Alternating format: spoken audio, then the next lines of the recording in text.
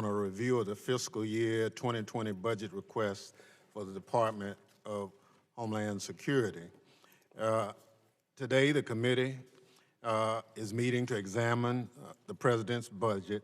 This hearing was originally scheduled for earlier this month with Secretary Nielsen, who resigned before the hearing was held.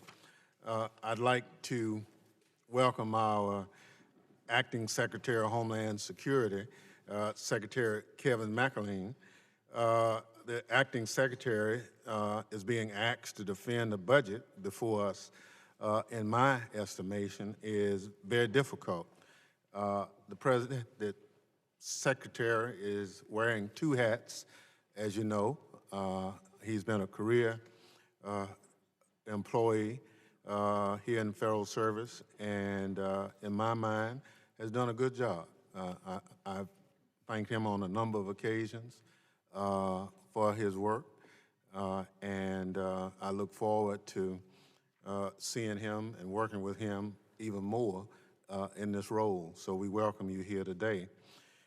President Trump's budget prioritizes construction of a border wall at the expense of critical Homeland Security priorities, such as first responder and Homeland Security grants, cybersecurity programs to defend against foreign spying, and initiatives to secure our transportation systems from terrorist attack. The Acting Secretary's prepared testimony states doing more with less is an acceptable method for achieving mission goals. Yet, this is exactly what the President's budget request would force key parts of the department to do. The President would squander $8.6 billion in taxpayers' money on a wall that will do nothing to address the current situation on the border.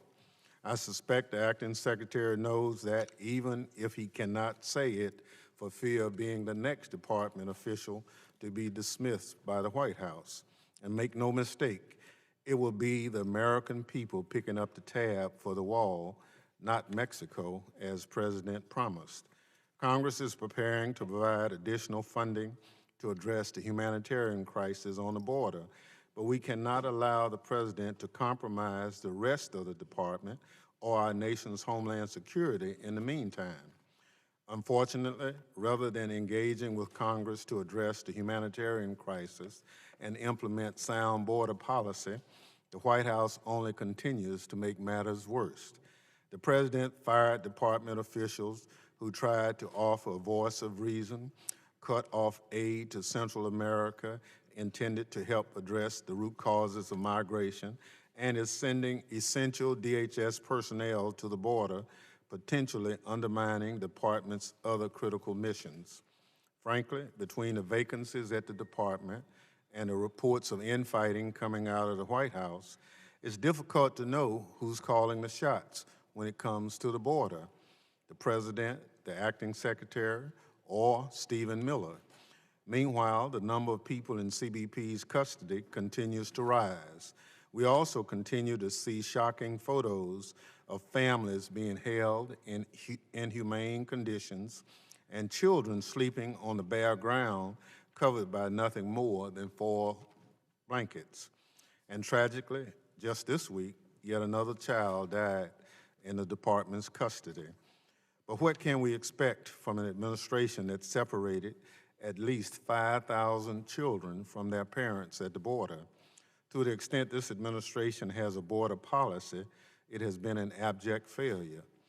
It is past time to implement a strategy of common sense solutions to address the humanitarian crisis at the border while ensuring security and upholding our values. First, we need to ensure humanitarian conditions for people in custody, and particularly vulnerable populations like children and pregnant women. The surge in families at our borders does not excuse inhumane treatment or relieve us of an obligation to treat people with basic decency. As I mentioned, Congress is engaging with this administration to provide supplemental funding. Second, we need more immigration judges and asylum officers to increase capacity to handle asylum claims and address the long-standing immigration court backlog. Third, we need to expand proven cost-effective alternatives to detention to ensure people show up for their court dates as scheduled while their cases proceed. Finally, we need to help address the root causes prompting people to come north by restoring aid to Central American countries acting as partners in addressing this crisis. We can protect our borders and our homeland while also protecting our American values. The President and the White House have not proven up to that task, but I hope the Acting Secretary will partner with Congress in that effort. In closing, I want to thank the over 240,000 men and women in the Department of Homeland Security for the work they do to secure our nation every day. From the Coast Guard personnel patrolling our coast and waterways to the Customs and Border Protection officers at our land borders to the transportation security officers I see as I fly to and from Jackson, Mississippi every week and everywhere in between. We appreciate the work you do. I thank the members for joining us, and I look forward to our discussion. I'll now recognize the ranking member of the full committee, the gentleman from Alabama, Mr. Rogers, for an opening statement. Thank you, Mr. Chairman, and thank you, Secretary McAleenan, for being here with us today. I look forward to your testimony and discussion that we're going to have. There is a national security and humanitarian crisis at the border. That is why I supported the President's February National Emergency Declaration. The facts on the border prove it. CBP detained more than 109,000 immigrants along the southwest border just last month. That's a 591% increase over the same month 2 years ago. On May 4th of this year, CBP apprehended 5,235 migrants at the southwest border. That's the highest number ever recorded. In the first 6 months of FY19, over 150 groups of 100 or more migrants reached the southwest border. That's a 7,400% increase over the entirety of FY17. CBP apprehensions between the ports of entry are on track to reach a 12-year high. CBP has already uncovered more than 3,000 fraudulent cases this year alone where adults posing as biological parent or legal guardian of a minor child. If this isn't a crisis, I'm not sure what this committee deems to be one. Actually, we do. Yesterday, the Transportation Subcommittee held a hearing entitled, quote, "The TSA Workforce Crisis, a Homeland Security Risk." I appreciate the TSA workforce has issues, but I would say that thousands of migrants per day overrunning and breaking our immigration system is the actual crisis and the true Homeland Security risk. This will be the committee's 6th hearing in 5 months focused on the border. How many hearings before we see solutions coming from this majority? 6 hearings, 0 solutions. This committee has heard testimony that transnational criminal organizations are exploiting our immigration laws for financial gains. Worse, these TCOs abuse women and children during their journey here. They dump them in the desert in poor health without food or water. Men and women and children are dying because of this dangerous journey human smugglers profit from. I know that no one on this committee finds this acceptable, so why won't this committee address it? In April, DHS requested legislation to address this aberrant practice, yet here we are in another hearing, and I don't understand why this committee won't act. Maybe it's because this committee is spending too much of its time on Twitter. Since the Democrats were sworn into office in January, they have tweeted 316 times about the border. 6 hearings, 316 tweets, 0 solutions.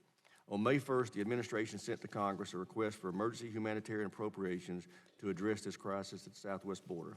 The request for $4.5 billion would feed and shelter migrant families and unaccompanied children. It would provide urgent medical care and transportation services to sick migrants. It also would have supported the men and women of DHS who are working overtime on the front lines of the crisis. Yet the majority of this committee sent out press release refusing to consider the request. When I drafted this emergency humanitarian request as an amendment to the supplemental, the Democrat majority on the Rules Committee voted it down 9-4 when Representative Lesko offered it at markup. 6 hearings, 316 tweets, 1 amendment denied, 0 results. I hope my colleagues on the other side of the aisle will use this opportunity today to ask Secretary McAleenan what resources his department needs to fulfill its lawful mission at the southwest border. The Republicans on this committee are ready to work with anyone on the other side to solve the growing humanitarian crisis. Hearings, tweets, releases won't solve it. Hatred for the president won't solve it either. We can't wait 2 more years to address this southwest border crisis. We must act now.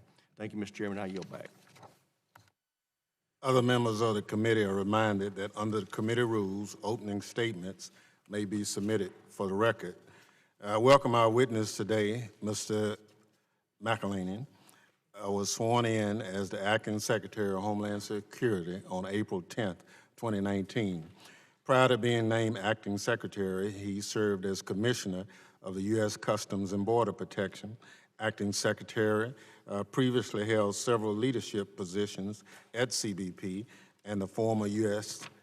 Customs Service. Without objection, the witness's full statement will be inserted in the record.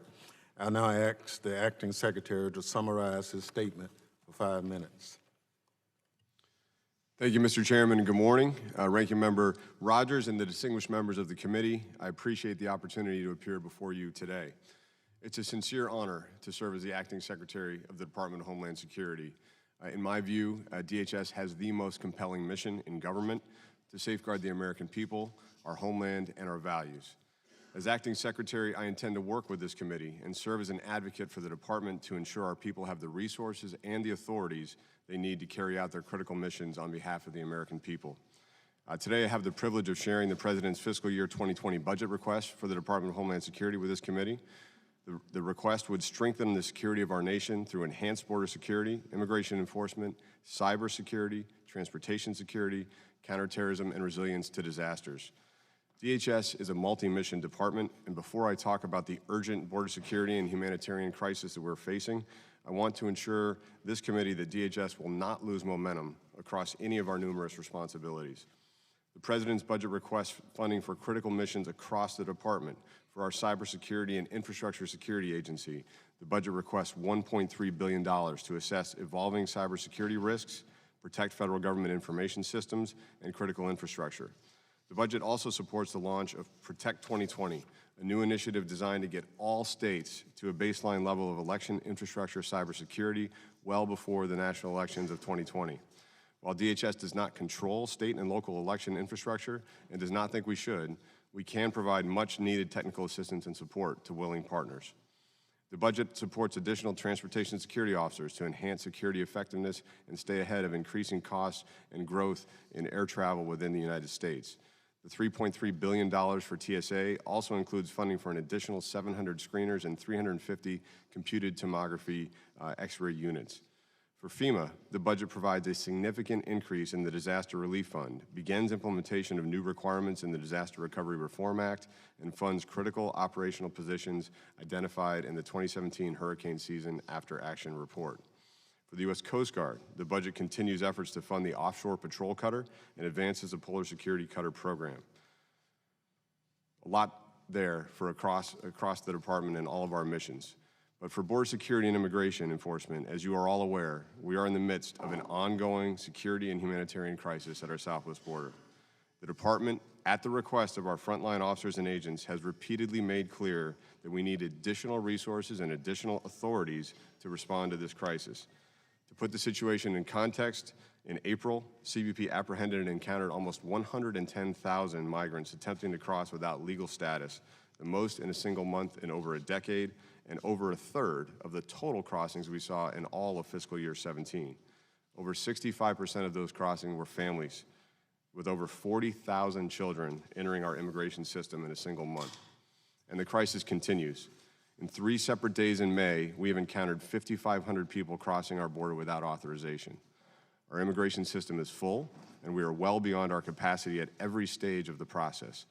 This means that new waves of vulnerable populations arriving at our border are exacerbating the already urgent humanitarian and security crisis we are facing.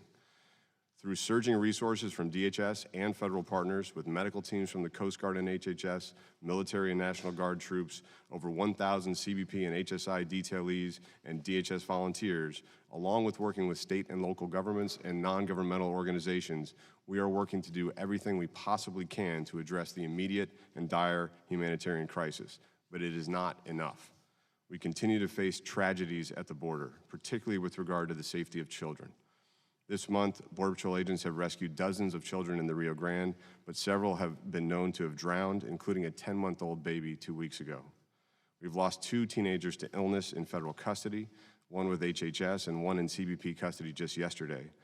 A 2-year-old encountered in April and taken to the hospital by Border Patrol agents and released with her mother also passed away this month after weeks of critical medical care. These tragedies are devastating to us, and they are avoidable. The problem we face is unprecedented and challenging. It requires working together from a shared set of facts to solve it. We need sustained investment, additional emergency support, but also changes to our immigration laws to overcome this humanitarian and security crisis at the border. On the resources front, the President's budget will help. First, it requests $523 million to address the humanitarian crisis. This will allow us to provide better care for those who we come into contact with through apprehension, custody, detention, and eventually removal. It requests $5 billion for border security, funding for the construction of approximately 200 miles of new border wall system, a proven deterrent requested by our frontline agents. It also calls for 750 additional Border Patrol agents, 275 Customs and Border Protection officers, and over 1,660 ICE frontline and support personnel. The budget request will make much-needed upgrade to sensors, command and control systems, and aircraft to help our men and women combat criminals who are profiting from human suffering. And while our 2020 budget will help address this crisis, we will need additional funding sooner. Given the scale, we will exhaust our resources well before the end of this fiscal year, which is why the administration sent a supplemental funding request to Congress 3 weeks ago. In addition to the $3 billion for health and human services to care for unaccompanied children, the request includes $1.1 billion for the Department of Homeland Security, $391 million for humanitarian assistance, including for temporary processing facilities, $530 million for border operations to include our surge personnel, as well as increased detention capacity, and $178 million for operations and support costs, including pay retention incentives for our overworked men and women on the front line. This supplemental request is critical, but unless Congress addresses the pull factors, namely our vulnerable legal framework for immigration, children will continue to be put at risk in this dangerous journey. The administration has been working in a bipartisan fashion to outline the important reforms that can get to the root of the problem, providing language to multiple congressional committees that would end this humanitarian crisis. This includes allowing DHS to detain families together during the immigration hearings, allowing children to safely apply for refugee protections in their home or neighboring countries, while also providing authority for DHS to repatriate children to Central America, as we do with Canada and Mexico today, and reforming an asylum process that has become overwhelmed by claims that do not meet the standard. Without these resources and authorities, the situation will remain untenable. And while DHS will continue to do all it can to manage the crisis in an operationally effective, humane, safe, and secure manner, every day Congress does not act puts more lives at risk and increases the burden on an overtasked system. I want to close by reiterating the strength of DHS is its people. I am humbled and inspired by their selfless dedication of the frontline agents, officers, and personnel confronting this crisis. Despite the challenges they face, the men and women of DHS continue to act to stop criminals exploiting our border and to help those in need. They are remarkable people. They deserve our support, and I respectfully ask this committee to continue to support them with the resources and authorities they need. Thank you for the opportunity to appear before you today. I look forward to your questions. Thank you, Mr. Secretary. I remind each member that he or she will have 5 minutes to question the panel. I now recognize myself for questions. This is a hearing to talk about the overall budget for the department. One of the questions that comes to mind is the relief that went to Puerto Rico. And I want to make sure the record reflects that. Now, the president says that Puerto Rico got $91 billion. Is that true or false? I'm certain that's correct, Mr. Chairman. I can get you the actual figures from FEMA, if that's helpful. How long would it take you to get to that number? We can get back to you very shortly. Today? I'll check with the team at FEMA on that calculation, but we'll get it back to you, Mr. Chairman. Well, yeah, right. I've been to Puerto Rico a couple of times looking at it. I talked to the governor, talked to a lot of the mayors, and they are very concerned that the number that's been put out is, in actuality, not the real number. And so I think we need to, as we look at this budget, to make sure that the numbers we have before us reflect an accurate amount. And so that's the spirit in which it's given. Mr. Chairman, just very briefly, I've met with the acting administrator for FEMA, who's briefed me that we're spending more per week and per month in Puerto Rico than we do for a usual disaster for the entire repayment and the entire assistance. So it's an extensive effort by FEMA and across the department. Well, is that because we've never had a disaster like that before? I think it is one of the most devastating natural disasters in our history. So you would agree that we need to spend more? I think there's a lot of support going to Puerto Rico, and we're actively preparing for the new season. I understand, but I think the amount of money should go toward the disaster. So in addition to that, Mr. Secretary, you have asked for volunteers to go to the border to address the crisis. Can you tell me how many people are being deployed from the northern border to go to the southern border? So we have a mix of law enforcement resources from both CBP and HSI over at ICE already deployed. These are TD-wide law enforcement professionals. We do this routinely to address situations on the border. We've got about 200 of our agents from the northern border, Border Patrol agents, deployed down now. And we have solicited, as you noted, Mr. Chairman, for volunteers, just like we do in any crisis across the department, to come help deal with this situation as well. So your testimony is that the volunteers that are being deployed does not compromise security in any way? So this is something we look at from a risk management perspective. When we respond to a natural disaster like the Harvey or Maria, we had over 2,000 volunteers deployed. So right now our volunteer numbers are really in the 200 range. So that's a much smaller response than a normal natural disaster already. But this is something we ask our leaders and our management to assess for risk and make sure we're not taking people that are critical to other missions, but also responding to an existing crisis at the same time. So we've had testimony before the committee this week from the head of one of the larger airports who indicated that he was very concerned that with the loss of personnel, that the potential to put the traveling public at risk existed, and that he was concerned about it.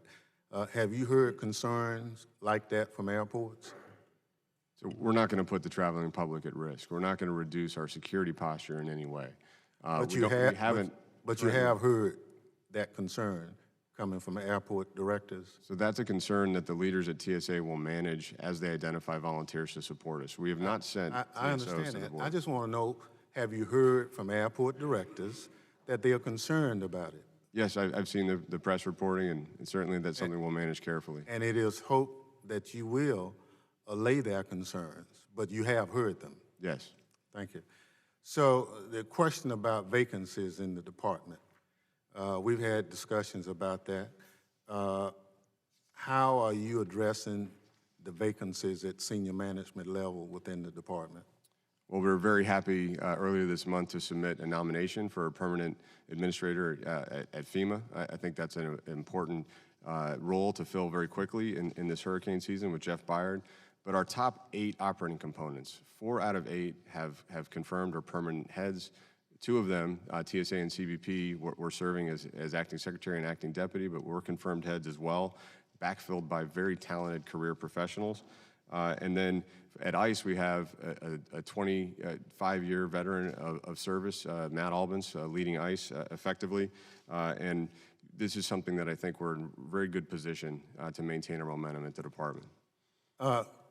Thank you, but based on the chart that your staff provided me, your management directorate is vacant, your science and technology directorate is vacant, the Office of Strategy, Policy, and Plans is vacant, the Office of Public Affairs is vacant, the Office of Inspector General is vacant, the Chief Financial Officer is vacant, and we go on and on. Now this is, and I understand that, but at what point do you plan to fill the vacancies with these senior positions? Well, a number of those positions already have nominees either on the Hill or identified and in process. And we've taken steps to make sure we're backfilling with talented professionals. Right now, Director Tex Ollis from the Secret Service, who just moved to a position as acting Deputy Undersecretary for Management. He brings a wealth of experience, having been the deputy at CBP, the head of Secret Service. He's helping make sure that we are maintaining our momentum with management. We have a tremendous team in the CFO's shop that hasn't lost any momentum. So we're going to continue to get the job done for the American people. We have many more permanent folks in place than you usually do at the transition of an administration, for example. So is this the Secret Service director that got fired by the president? He's been moved to a key role for me as the But he was acting fired by the Deputy president. Undersecretary. And you brought him back. There was a transition. He served admirably for 2 years at Secret Service, and now we have a tremendous Secret Service I don't agent have who's taken a that role. problem with it, but he's the one that was fired. Am I correct? He's been moved to a new role at DHS. Okay. Yield to the ranking member. I thank the chairman. Before I get my questions, I just want to make the point, I think it's unconscionable that relief to deal with this humanitarian crisis at the border is being held hostage for Puerto Rico to get more money when already we're having massive amounts of aid going to Puerto Rico, have been and continue to have, and will continue to take care of Puerto Rico. But we have an enormous crisis at the border, families, children that are in desperate situation, and we're not getting aid to them. It's just unconscionable. But having said that, of the $4.5 billion that's been requested, Ms. Secretary, I understand 3.3 of that it would go to humanitarian aid. What would you do with that money if it was made available to you in a timely fashion? So the $3 billion itself is going to Health and Human Services to manage their statutorily required responsibility to care for unaccompanied children arriving at the border, and they're arriving in record numbers right now. That seems very straightforward. They need more money to provide beds so that kids can be kept in safe environments and not left at the border in Border Patrol stations. So that's very straightforward. The additional $1.1 billion for DHS is directly to address this crisis. We're talking about humanitarian support for processing centers for CBP. We're talking about additional security for those centers. We're talking about consumables, really just food, blankets, the basic supplies that you use to care for people. And for border operations, as we noted, we are sending people temporarily to the border to help address this crisis. That costs a lot of money to do that and to sustain that. We need support for the volunteer surge. We need additional ICE detention for the single adults that are arriving in record numbers as well. So we've got a lot of work to do across the department to manage this crisis, both to take care of people in our custody and to ensure that we're maintaining border security while we do that. Now, the chairman and I had a chance to meet with you yesterday afternoon, and we talked a little bit about the Flores decision and what its impact has been on you. Can you describe that for the full committee and what a possible solution would be? I can. So what we're seeing now is about 65% of those crossings are either family units or unaccompanied children. Family units have reached a record level, 59% so far this month of our total crossings on the border. That is a direct response to the vulnerability in our legal framework caused by a decision in a district court in late 2015, upheld in 2016, that prevented DHS from keeping families together during their immigration proceedings. That's what we did under President Obama and Secretary Johnson. They built family residential centers where families were kept together for their immigration proceedings. It took on average about 45 days. And at the end of that process, and these are appropriate settings that have schoolhouses, they have recreational facilities, they have medical centers, they have courtrooms on site. After those proceedings, families would know whether they had a valid asylum claim and be allowed to stay in the U.S., or they would be repatriated.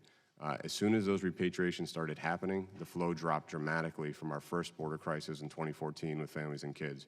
We no longer have that tool, we no longer have that authority, and now we have twice the flow coming in a direct response to that lack of our authority. And what could we do to alleviate that problem for you?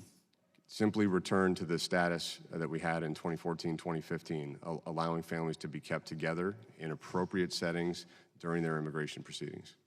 Well, my understanding from our meeting yesterday is that you're going to provide us language that would do that, and it's my hope that the chairman and I can bring that before this committee for a vote as soon as possible, so we can get you some relief. Now, in addition to that legislative remedy, what other legislative remedies would you like to see us move?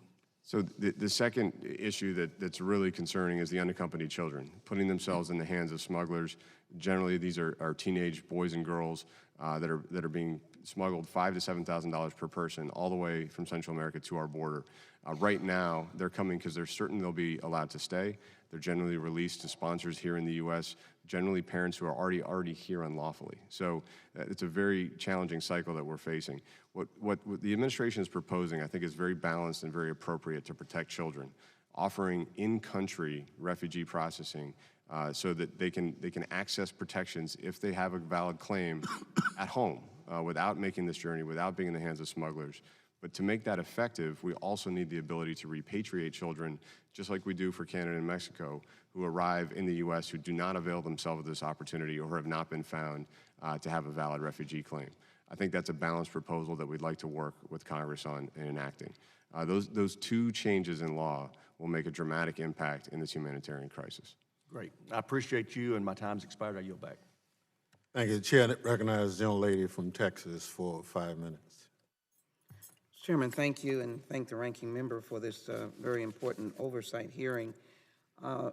Secretary, I have a very short period of time, so forgive me, but let me first of all say that you are a very fine public servant. We've had the opportunity of working over the years, and I would hesitate to say decade, because we all are very young. So thank you for your service. Let me ask you, in the President's budget is $5 billion for the wall. Are you here today to defend the $5 billion request for the wall? I'm defending the entire budget request, and that is a request that comes from our frontline agents.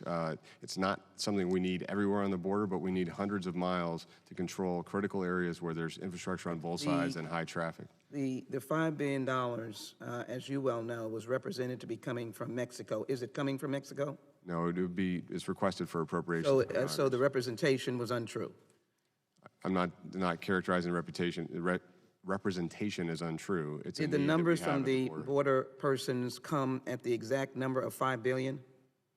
So that's the amount that we can effectively apply in a given year with contracts. This is the President's request? Yes. We actually need about $18 billion for the top In his 17 request, or priorities. in his budget as well, let me indicate that he has cut $600 million from first responder Homeland Security grants. I want my firefighters to hear this very clearly because I will oppose it extensively. The U.S. Coast Guard has cut $864 million, surface transportation programs of $57 million or 44%, and cybersecurity, which is known to have impacted the 2016-2018 elections, been cut by $40 million. Are you here to defend those cuts, Mr. Secretary? So on the side of the grants, Congresswoman, what I've understood is that we've deployed $50 billion in Homeland Security grants over the past decade. But you're here to defend the $600 million cuts to our firefighters and other first responders across the nation. So I'm defending the President's budget and explaining that we've had a number of grants go to build up capability across the country, and that we're in thank you. My time is short, Okay. Secretary, and I appreciate it. I indicated I appreciate your service. We now have a list of numbers of children that have died in custody. We should all be outraged. 16-year-old boy, Mr. Hernandez Vasquez, Juan De Leon, 16, 7-year-old, 8-year-old, 2-year-old, and there may be others.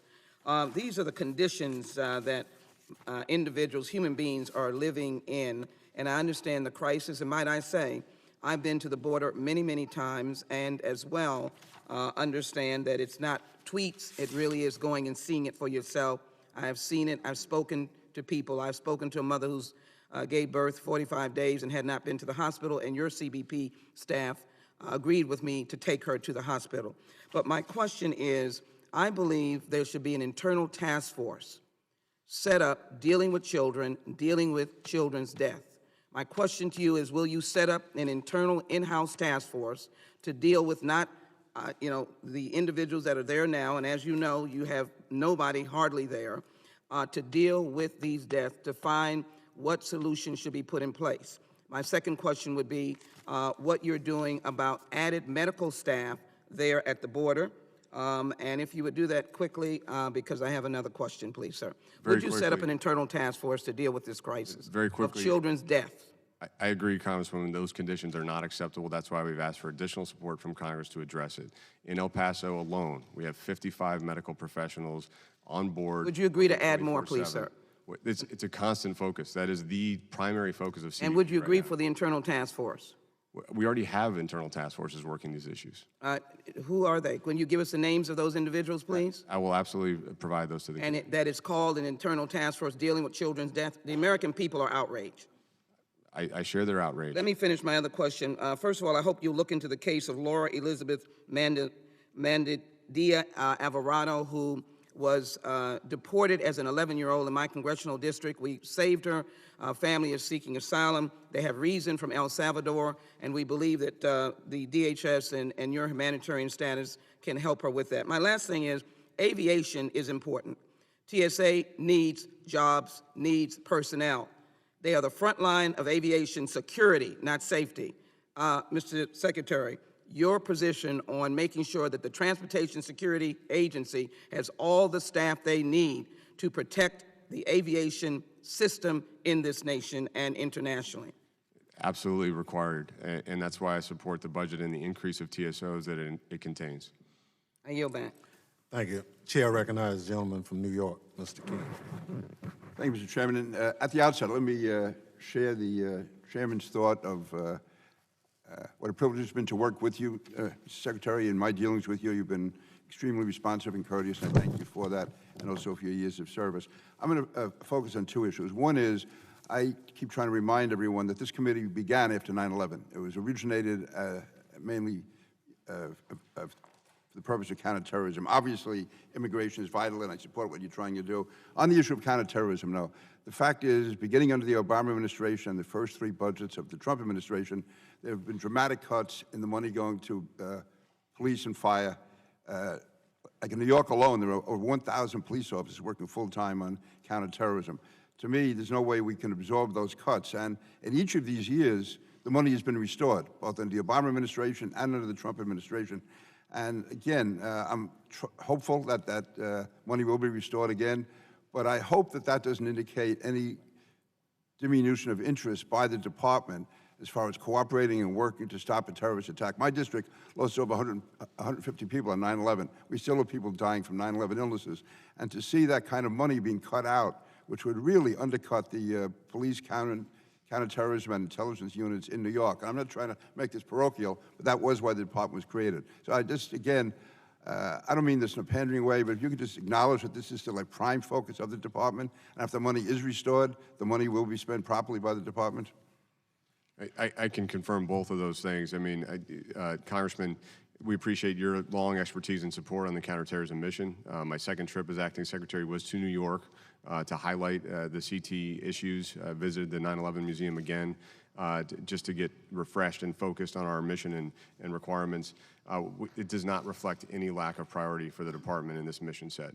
It remains why we were created, our top priority for the American people, and we're going to continue to stay focused on it and be effective at it. Thank you, Secretary. On the issue of MS-13, this was particularly vital in my district. From the fall of 2015 until April of 2017, we had 25 murders carried out by MS-13. These are the most brutal type of murderers, people being hacked to death, beheaded. It was absolutely horrible. Since the administration got actively involved, there's not been one murder in the last 2 years. It's a story that's not really reported. But the increase in HSI, the increased number of prosecutors by the administration, the new technology going to the police, has been extremely effective. Now, MS-13 is down, but they're not out, and they're still a very potent force. And on the issue of unaccompanied minors, it was the Suffolk County Police Commissioner, who, by the way, was appointed by a Democratic administration. This is not a partisan issue. He was the one who first came to me to show the direct correlation between unaccompanied minors and MS-13. That many of these young people, maybe it's only 3–4%, but it's 3–4% of a big number, were either sent across by MS-13 or the sponsoring families were either MS-13 families or families who had relatives back in El Salvador who were being threatened. In a recent murder indictment, 7 of the 11 who were indicted for the murder were unaccompanied minors. They come across the border in just the last 4 years as unaccompanied minors. Schools like in Brentwood and Central Islip, the students were put in there, and they were never told by DHS or by ORR or HHS that these children were unaccompanied minors. They were not given any background on their criminal history of them or their families that have taken them in. I know there's a memorandum of understanding with you and HHS, I guess, and ORR. Can you say whether or not, as a result of the investigations, the vetting that will be carried out of the minors and the families, will the local police and school districts be made, will that info be made available to them? So thank you first for your comments on the work of ICE and HSI to address public safety threats in our country, and specifically in communities affected by MS-13. That's going to continue to be a priority and focus for the department. We're very worried about gangs exploiting this crisis. To send unaccompanied children, teenagers who they've already recruited into the U.S. That can go through our process and be released to a sponsor here in the U.S. with an intent to join a gang. That's a serious concern. We also see families bringing children who are not their own. 3,500 cases of fraud this year.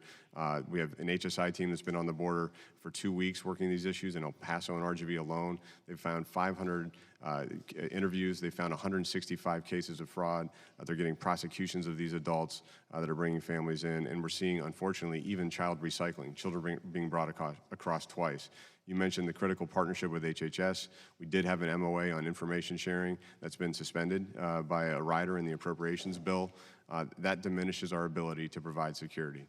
It diminishes our ability to share information on the sponsors who are picking up children, on their immigration status, on their potential criminal history, and that's a barrier that should not be there because it's critical. Last point I'll make is the Attorney General just went to Central America to focus on the anti-gang initiatives and the collaboration between the Department of Justice and authorities in El Salvador and elsewhere. That's been a very effective tool because we're getting additional information on criminal records and gang history in Central America that we can then apply at the border and in concert with our DOJ counterparts. So we need to keep that up. And when time has expired, I would just emphasize that a number of those murders, brutal murders, were carried out by unaccompanied minors. Thank you. Chair recognizes the gentlelady from New Mexico, Ms. Torres Small. Secretary McAleenan, thank you for your service and for stepping up at a time that is challenging all of us. I only have 5 minutes and we have a lot of work to do, so I appreciate the efficiency in your responses so far and ask that you continue. Rio Grande sector has the largest number of apprehensions for families and unaccompanied minors, correct? And El Paso sector is second? Correct. And Yuma's third? Correct. Okay, so we've received notification that CBP is working with ICE to provide aircraft flights and bus transportation for unprocessed families or migrants from Rio Grande Valley and Yuma sectors to other lower level sectors, right? Right. Why isn't El Paso receiving the same service? They are on the list. There's going to be a flight from El Paso this week. So we received clarification this morning that that flight was only a stopover for refueling. Is that inaccurate? I'm told by CBP that they have a flight going to San Diego sector where we have some additional capacity. I'll follow up on that, Congressman. That would be amazing. Okay. If there's any way we can do that, I deeply appreciate that it's something you note is important. Yes. Great. So El Paso has seen the starkest increase in family units, as you know. Absolutely. And thank you for recognizing that and responding to it. Pivoting quickly to Border Patrol OR releases. After Border Patrol processes family units, what are the steps that CBP takes to decide when and where large groups are released? Yeah, so this is something we have to work closely with local communities, with non-governmental organizations. We want to make sure there's capacity in the transportation system or in the NGOs to house people effectively so that we're not leaving them in situations that are uncomfortable and unacceptable. Thank you so much for saying that. I truly believe that you understand the challenges that the communities I represent are experiencing. Is there a requirement to do that consultation with NGOs and local governments? That is CBP policy. That's our expectation of our field leadership. Thank you. And is it a requirement or just expectation? It's a stated direction from the Chief of the Border Patrol and the Executive Assistant Commissioner for Field Operations. Great. And is there a time amount for advance notice that's provided in that direction? As much as could be provided so that it can be effectively coordinated. Sometimes a situation of the numbers in custody mandate a quicker action.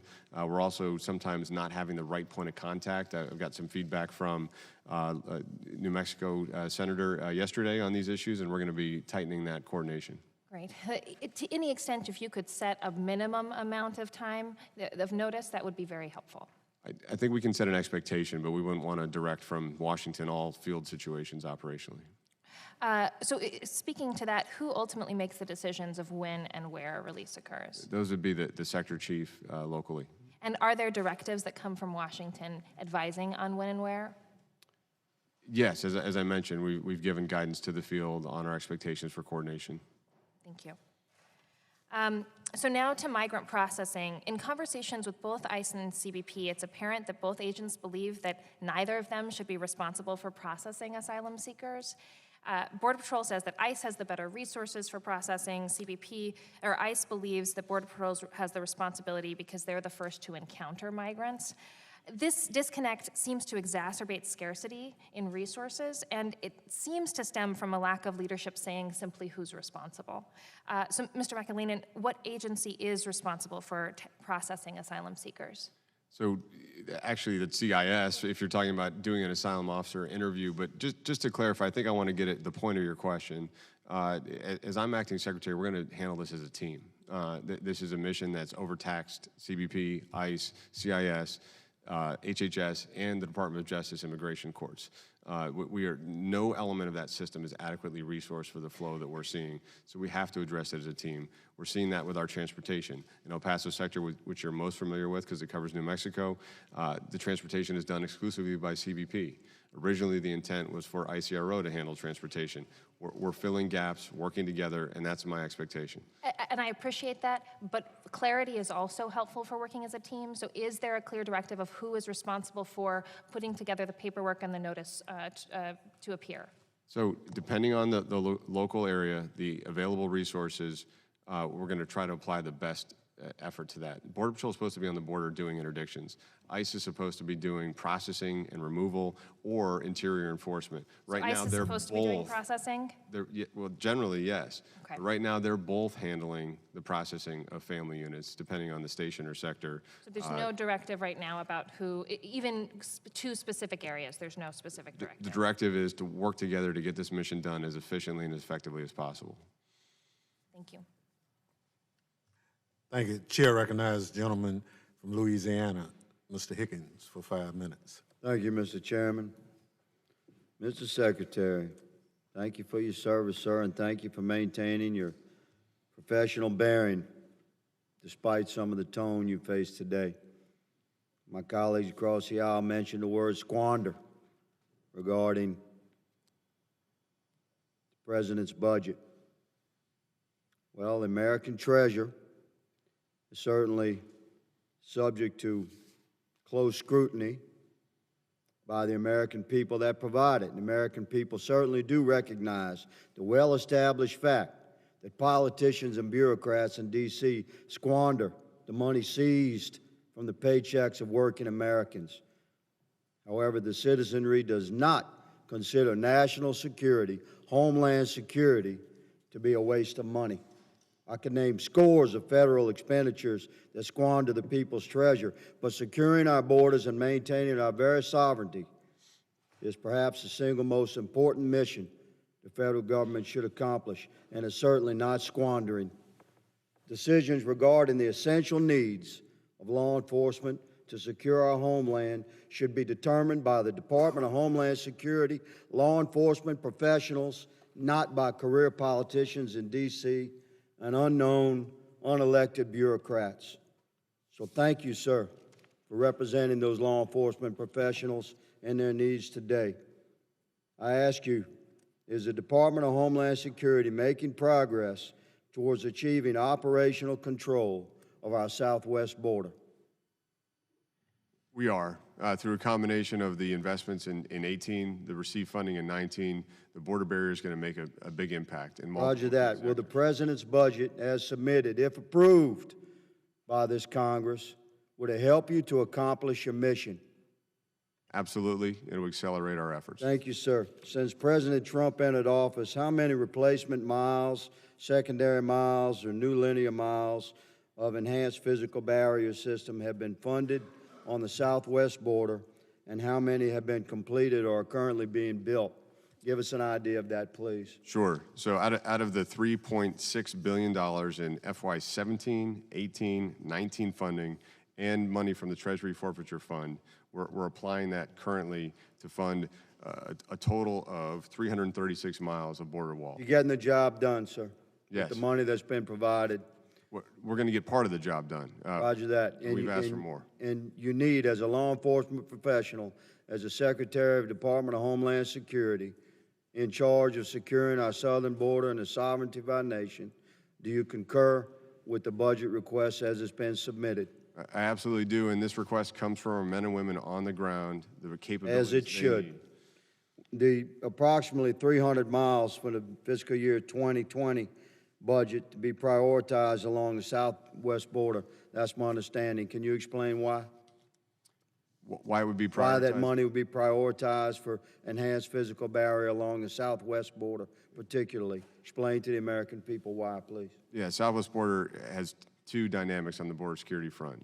We've got 30 to 40,000 people a month trying to evade capture crossing that border, and we have increasing amounts of drug smuggling, and we're talking about hard narcotics, potent opioids like fentanyl, synthetic opioids that are killing Americans and communities all over the country. Many Americans are dying from this poison pouring across our border. I would concur and will enhance physical barriers as requested by the Department of Homeland Security and as evaluated as necessary by the law enforcement professionals on the ground.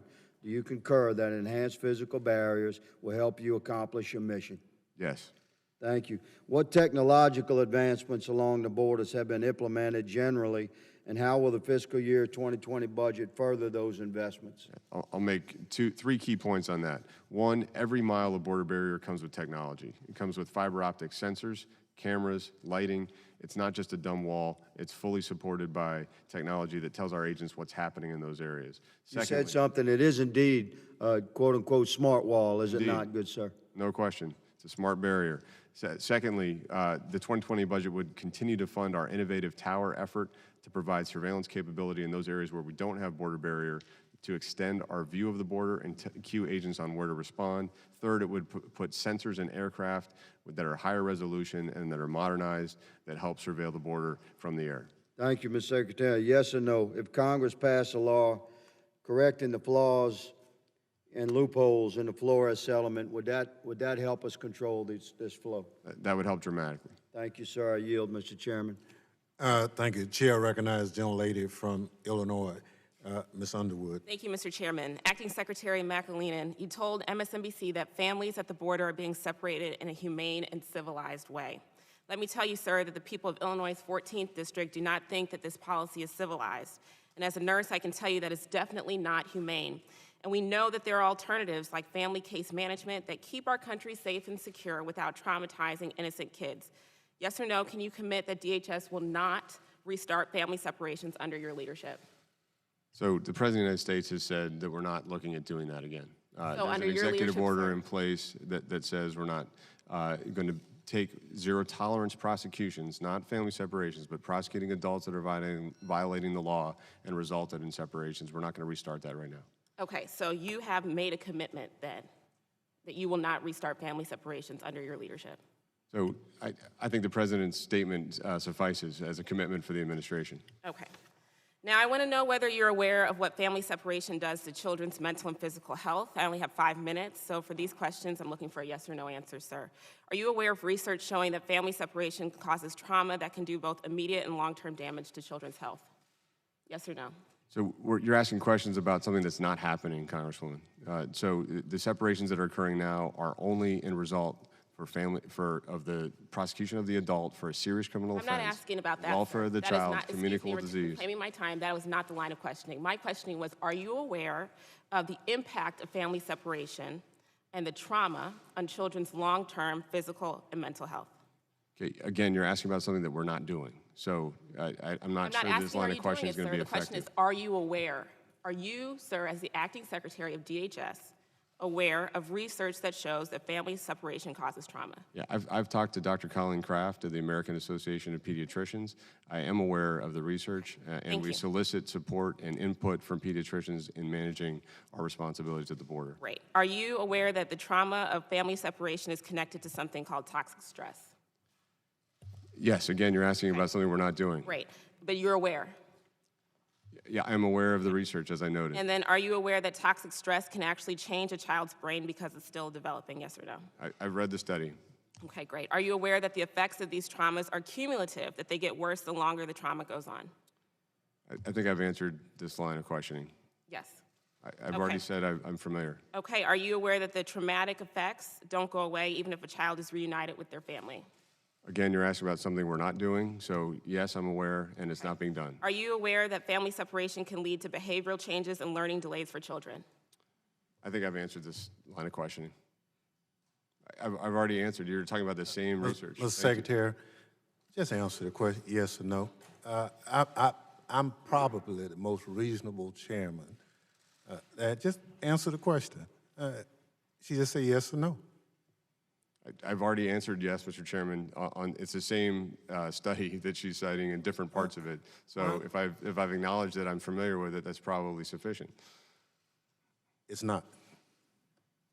Okay. Yes, you're aware. Yes. Okay. Are you aware that family separation can lead to behavioral changes and learning delays for children?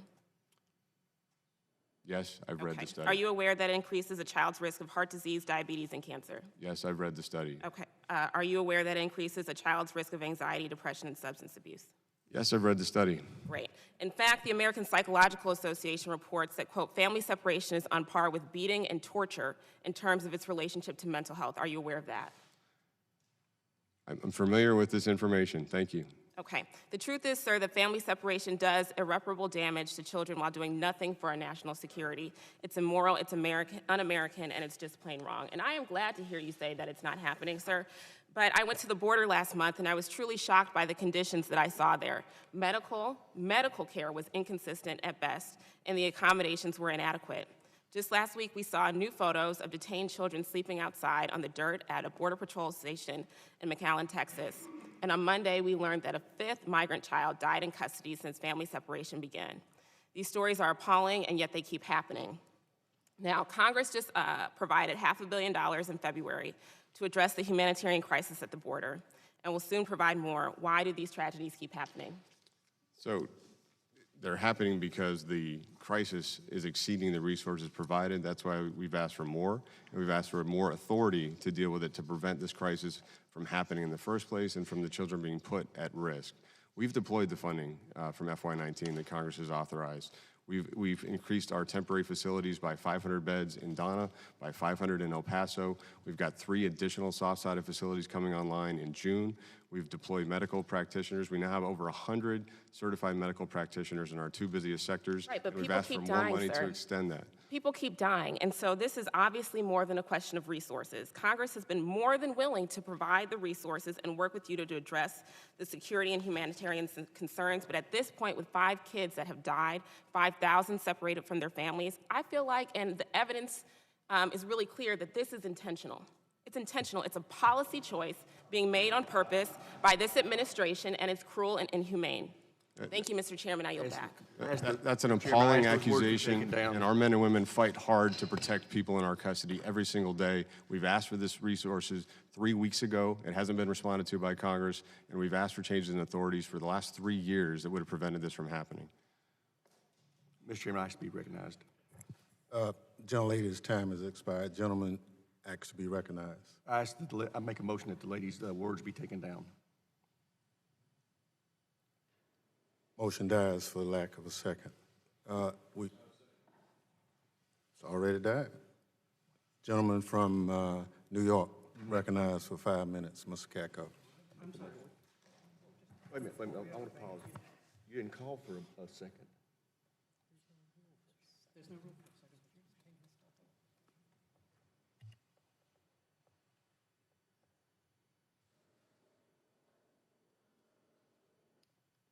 Yes. Well, counsel had asked me to ask Ms. Underwood to clarify her statement for the record.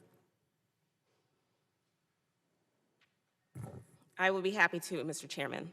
I said that this is more than a question of resources. Congress has been more than willing to provide resources and to work with you, Mr. Secretary, to address these security and humanitarian concerns. And at this point, with 5 children dead and 5,000 separated from their families, this is intentional. It's a policy choice being made on purpose by this administration, and it's cruel and inhumane. I yield back. And Mr. Chairman, you cannot impugn the character of the witness by in stating that he intentionally murders children. That is completely inappropriate, and her words should be taken down.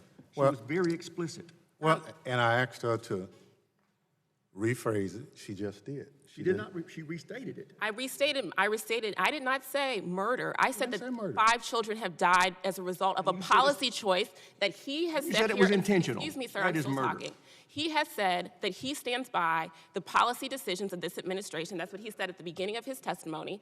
And he says he stands by the budget request. This is a policy choice. And Mr. he has Ranking said the Member. policy is they stopped those detentions. They don't do it in those separations. He's made that clear repeatedly. You refuse to listen to him. That's not the point. You said he intentionally supported policies that caused the death of children. That is wrong. Your words need to be taken down, Mr. No, Chairman. You need to do that. Mr. Ranking Member, this happened this week. Yesterday, another child died under his leadership. Because we can't get the resources to help them. That's what he's here trying to get, is the money to stop this. Well, the chair will call for a vote. I will not take the vote to take down the words. We'll ask.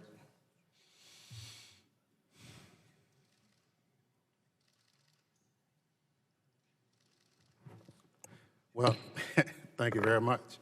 The chair rules that the language is appropriate and that it should not be taken down. Like a recorded vote on that. Request for a recorded vote has been called. We'll ask the clerk to call the roll. Now,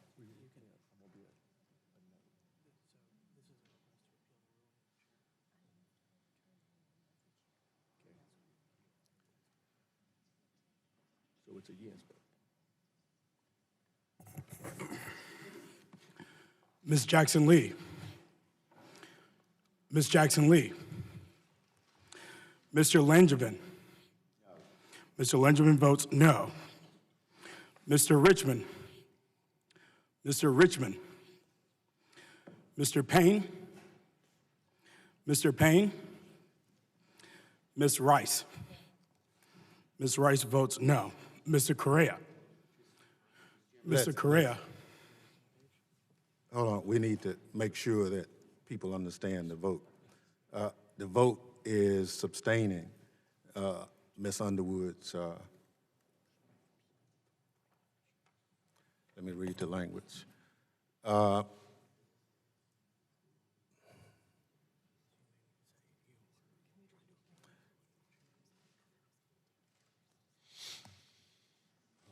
thought it was a motion to appeal the ruling of the chair.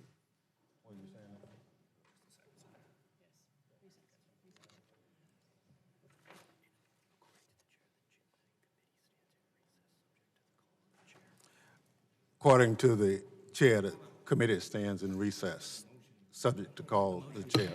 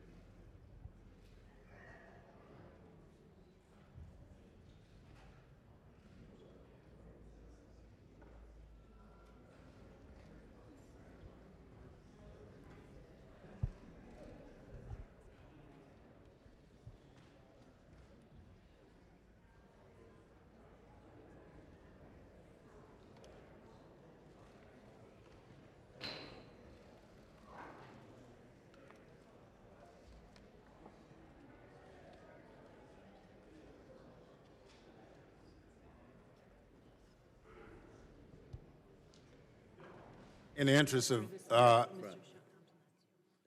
for what purpose does the gentleman seek recognition? Mr. Chairman, I appeal the ruling of the chair. The gentleman from Alabama moves to appeal the ruling of the chair. The question now appears, shall the ruling of the chair stand and the ruling of the committee? Those in favor of opposing the chair's opinion, vote aye. Those opposed, vote nay. Clerk will call the roll. Ms. Jackson Lee. Ms. Jackson Lee. Mr. Langevin. Mr. Langevin votes no. Mr. Richmond. Mr. Richmond. Mr. Payne. Mr. Payne. Ms. Rice. Ms. Rice votes no. Mr. Correa. Mr. Correa. Ms. Torrey Small. Ms. Torrey Small. Mr. Rose. Mr. Rose votes no. Ms. Underwood. Ms. Underwood votes no. Ms. Slotkin. Ms. Slotkin. Mr. Cleaver. Mr. Cleaver. Mr. Green of Texas. Mr. Green of Texas. Yes. Ms. Clark. Ms. Clark. Ms. Titus. Ms. Titus votes no. Mrs. Watson Coleman. Mrs. Watson Coleman. Ms. Berrigan. Ms. Berrigan votes no. Mrs. Demings. Mrs. Demings. Mr. Rogers. Yes. Mr. Rogers votes yes. Mr. King. Mr. King. Mr. McCall. Mr. McCall. Mr. Katko. Yes. Mr. Katko votes yes. Mr. Ratcliffe. Yes. Mr. Ratcliffe votes yes. Mr. Walker. Mr. Walker. Mr. Higgins. Mr. Higgins. Mrs. Lesko. Mrs. Lesko. Mr. Green of Tennessee. Yes. Mr. Green of Tennessee votes yes. Mr. Taylor. Yes. Mr. Taylor votes yes. Mr. Joyce. Mr. Joyce. Mr. Crenshaw. Yes. Mr. Crenshaw votes yes. Mr. Guest. Yes. Mr. Guest votes yes. What? Ms. Jackson Lee. Mr. Richmond. Mr. Payne. Mr. Correa. Ms. Torrey Small. Ms. Slotkin. Yes. Ms. Slotkin votes yes. Mr. Cleaver. Mr. Green of Texas. Ms. Clark. Mrs. Watson Coleman. Mrs. Demings. Mr. King. Yes. Mr. King votes yes. Mr. McCall. Mr. Walker. Mr. Higgins. Mrs. Lesko. Mr. Joyce.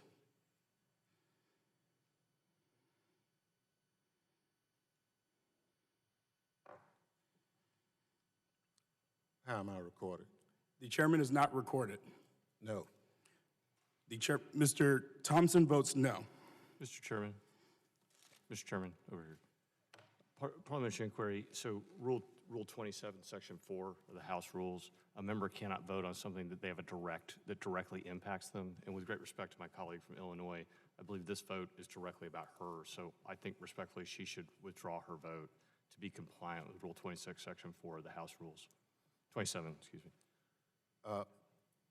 Not a valid point. All right. Clerk will announce the vote. This vote, there are 9 yeas and 7 noes.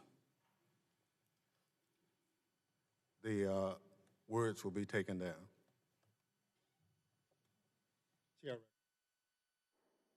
Chair recognizes the gentleman from New York, Mr. Katko. Thank you, Mr. Chairman.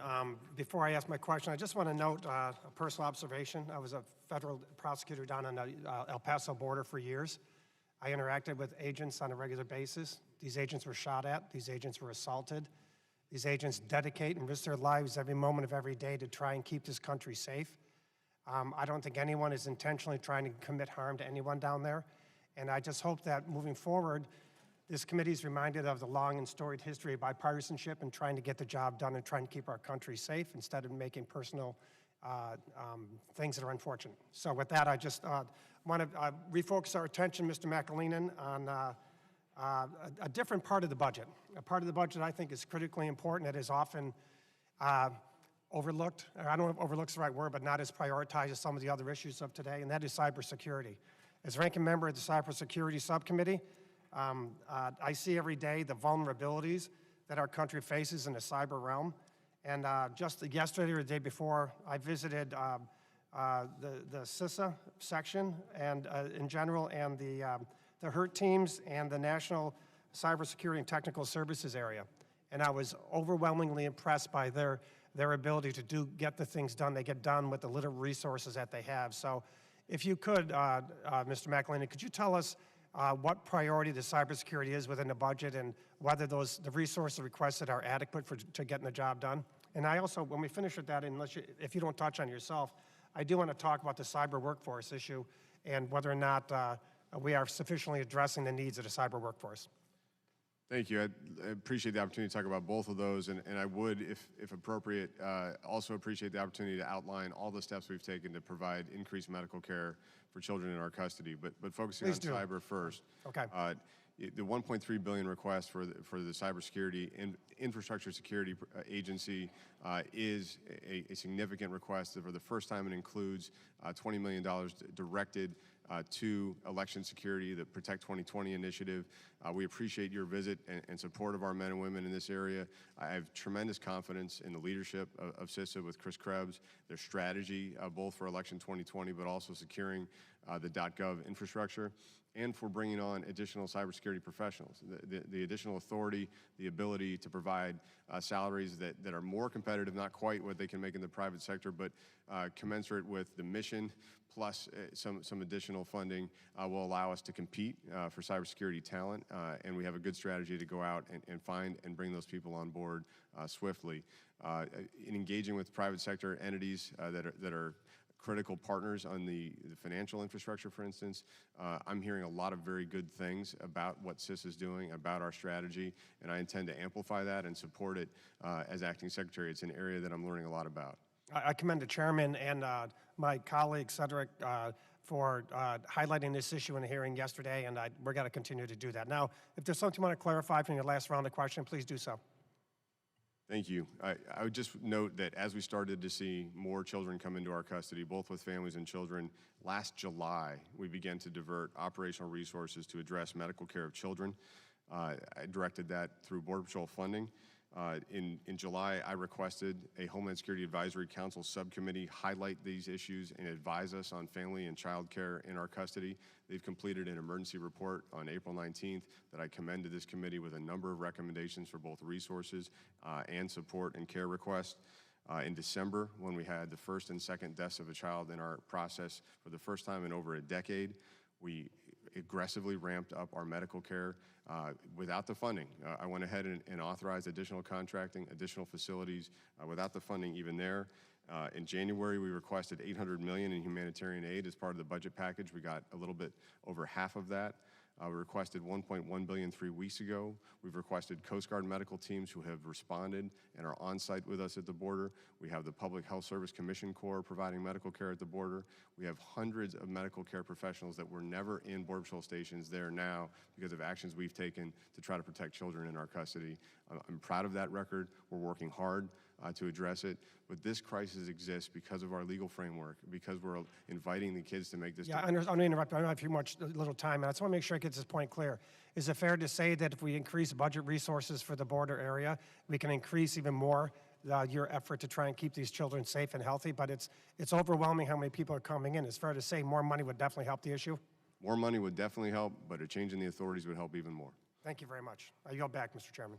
Chair recognizes the gentlelady from Las Vegas, Ms. Titus, for 5 minutes.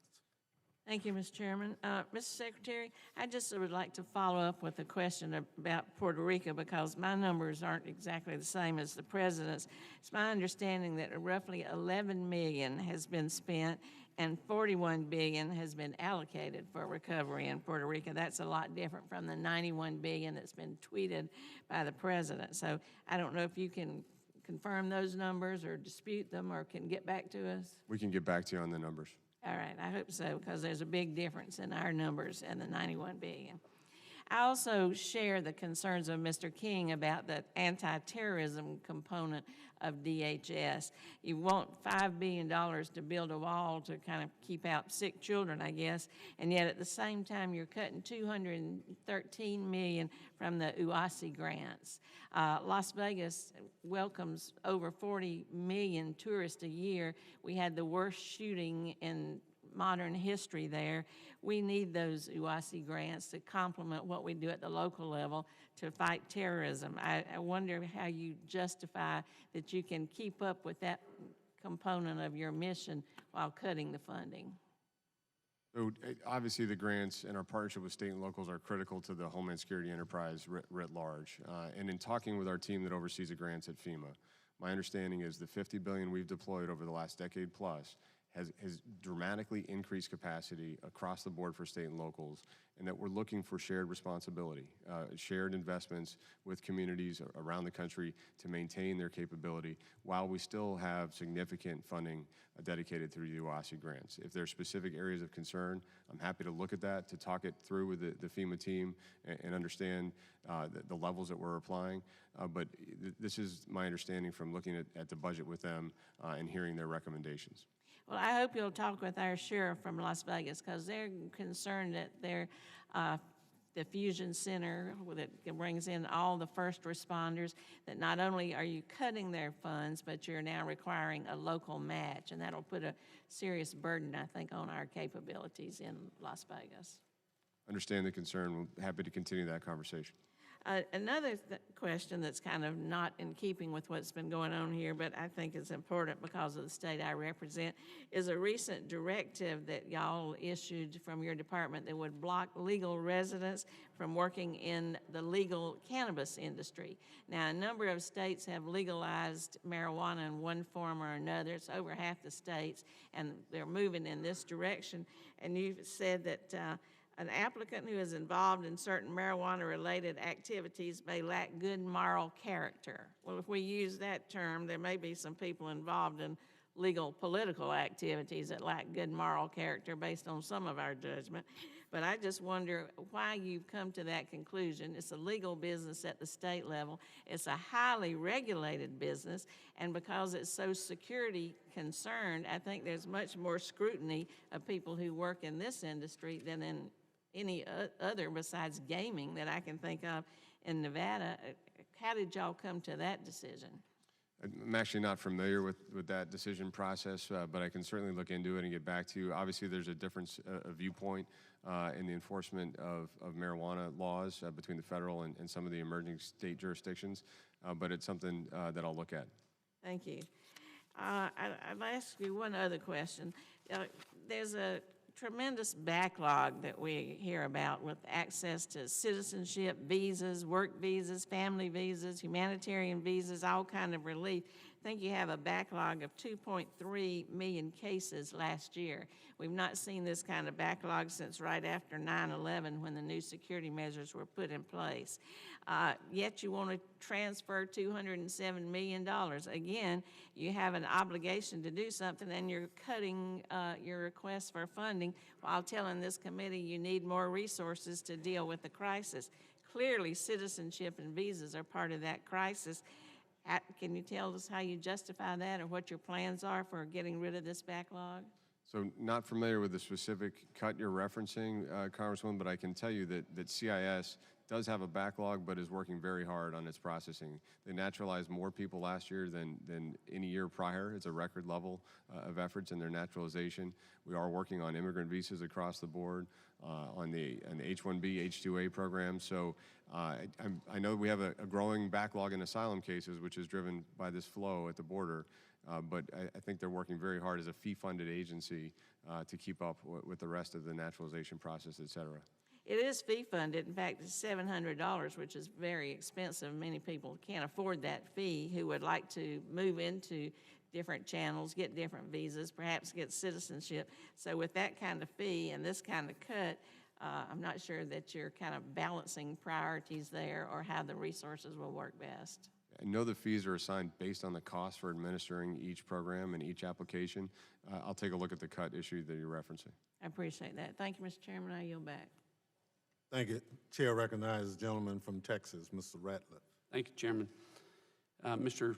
Acting Secretary, thank you for being here and testifying on the President's FY20 budget request for DHS. As you know, President Trump has set an agenda that I believe does prioritize the safety and security of the American people, an agenda that includes a robust border security operation, strong cybersecurity protections, both for our networks and for our critical infrastructure, and a comprehensive strategy to prevent potential terrorists from ever setting foot on American soil. But as you have already talked about today, unfortunately, we are facing a dire humanitarian and security crisis at our southern border. Border agents in my home state of Texas have provided statistics that I just saw yesterday indicating that they're averaging 229 migrant apprehensions per hour, or 5,500 per day, more than 38,000 per week, and on pace this month to eclipse more than 150,000 illegal migrant apprehensions. Obviously, one of the main reasons, as you have talked about, for this incredible surge in terms of numbers are our asylum laws. That have put your department in a bind because your folks can't deliver legal consequences to many of the illegal migrants that are apprehended at the border because they're either minors or they are with family units that have arrived with minors. And because of the legal precedent set forth under the Flores settlement, because that precedent under Flores says that unaccompanied minors and members of a family unit from non-contiguous countries have to be released in the United States after 20 days to await immigration proceedings. We've talked about that problem, and I realize that one solution to that problem is for Congress to address it. Congress absolutely can do that, absolutely should do that, and I'm here to tell you that I don't think Congress will do that. I say that because some, not all of my colleagues on the other side, like the problem better than they like the solution. They like to stand up before the American people and say that this president and this administration are separating children from their families because of inhumane reasons, rather than honestly telling them that they're doing so because under the Flores settlement, the law requires that you either separate the children or release the entire family in total disregard for immigration laws as Congress passed them. So I'm not waiting on a solution from Congress anytime soon. My question for you, Mr. Secretary, is the other possibility is for DHS to address it administratively. Last fall, DHS and HHS proposed new regulations that would effectively terminate the Flores settlement agreement and replace it with formal regulations governing the apprehension, processing, care, custody, and release of minor children. What's the status of those regulations? Thank you for asking about that aspect, and we're aggressively working on finalizing the Flores rule. What it would do is codify the key elements of that settlement for over 20 years ago in terms of the care of children in federal custody, but it would also allow us to maintain custody of families together pending their immigration proceedings. We got over 100,000 comments on that rule. They have to be responded to issue a final rule. That's going to be coming up in the coming weeks and months. It's going to be released and will hopefully allow us to address that part of this issue. So what you're telling me, Mr. Secretary, is that notwithstanding Congress not willing to act on this issue, the Department of Homeland Security is attempting to address this crisis at the border through these proposed regulations. That is one of the many dynamic actions we're taking to try to address this crisis, yes. Thank you. Another problem that we need to address, or part of what relates to this issue, is the low threshold screening standards for migrants to claim asylum. If a migrant successfully asserts credible fear, there is a good chance they're likely going to remain in the United States. And so accordingly, what your folks are seeing, I know, are asylum applicants who are very well coached by coyotes and by immigration advocates and others. My question to you is, does this budget provide appropriate funding to ensure that DHS is conducting regular fraud risk assessments as it relates to affirmative asylum application process? And generally, can you address what DHS is trying to do to combat asylum fraud and abuse? Thank you for those two questions, Congressman. You've highlighted one of the key drivers of this crisis. It's the gap between the initial credible fear standard in the asylum proceeding and the ultimate asylum standard adjudicated by an immigration judge. What we're seeing is 85 to 90% of people meeting that initial bar, a possibility of proving an asylum case, and only 10 to 15% of Central Americans meeting the actual asylum standard at the end of an immigration proceeding. That allows people to remain in the U.S. indefinitely, pending an immigration proceeding, and creates a significant pull factor that we're grappling with. You asked how we're addressing that with fraud prevention. First of all, since I became acting secretary, we've deployed over 100 HSI agents to the border with forensic interview skills to talk to families crossing the border, to identify whether there's a family relationship first and foremost. So these are targeted based on concerns of fraud to begin with, and then to look at whether what they're presenting to border agents is accurate. So that's first and foremost. Secondly, we have a fraud detection and national security unit at CIS that we now have directed them to really engage on the asylum piece of this and to make sure we're following through effectively. And ideally, we need to get proceedings completed.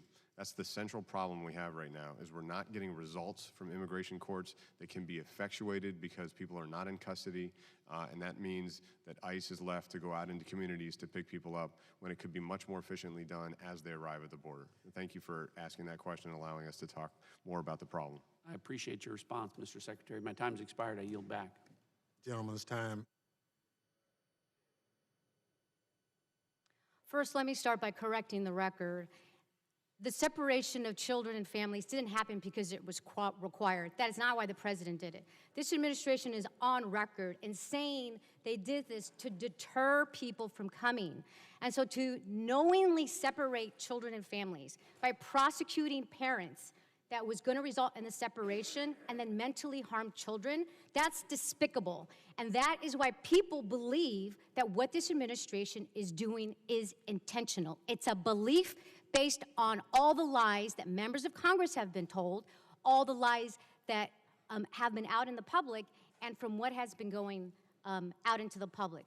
Let me start. Mr. Secretary, is there a written policy on the Remain in Mexico policy? There's a statutory provision. There is that guidance policy to in the writing? field. Yes. Can you provide us that copy? I believe we already have provided to Congress, but If you could give it to me, that would be fantastic. Mr. Chairman, just a second, just provide the copy of the policy. That's all she asking for. okay, thank you. So, Mr. Secretary, you are familiar with that policy, correct? I am.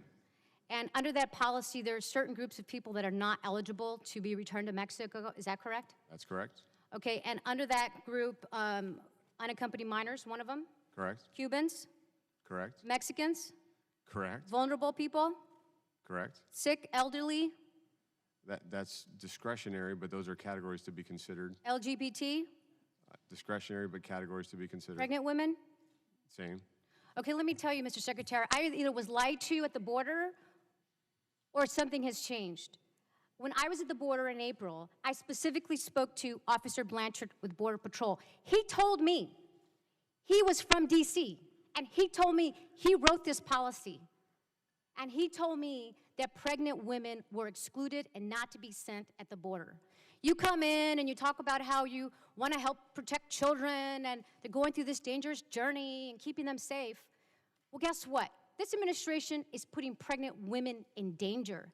Do you know how dangerous it is to be sent to Juarez, Mexico? Do you? I'm familiar with Juarez, Mexico, and what the government. Well, let me tell you, Mr. Secretary, as a member of Congress, this is how dangerous it is. I can't go there without getting permission. That's how dangerous it is. Then if you go to the State Department's website, and we got a little copy of it here for you, it says Mexico, violent crimes such as homicide, kidnapping, carjacking. Oh, but then if you go to the State Department's specific website on Juarez, it asks you to reconsider your travel. So it is so dangerous to travel to Juarez that the State Department is telling people to reconsider travel because of violent crime and gang activities are widespread. U.S. government employees, and I quote, are required to retain prior approval to even go into the downtown area. But this is where you're sending pregnant women back into Mexico while they await their asylum. Do you realize that this is happening? So the Migrant Protection Protocol. Do you realize that pregnant women are being sent back to dangerous parts of countries that our own country tells people not to go to reconsider their travel? So, do you realize that's happening? That's a yes or no. So under the Migrant Protection Protocols, we are asking people to wait in Mexico for their immigration hearing. Okay, so I'm going to reclaim my time because this is what the American people need to know. A, I was lied to at the border, and this is why there is no credibility with this administration. That is why there's no credibility. All right, let me move on for a moment. The 72-hour rule. Are you familiar with the 72-hour rule?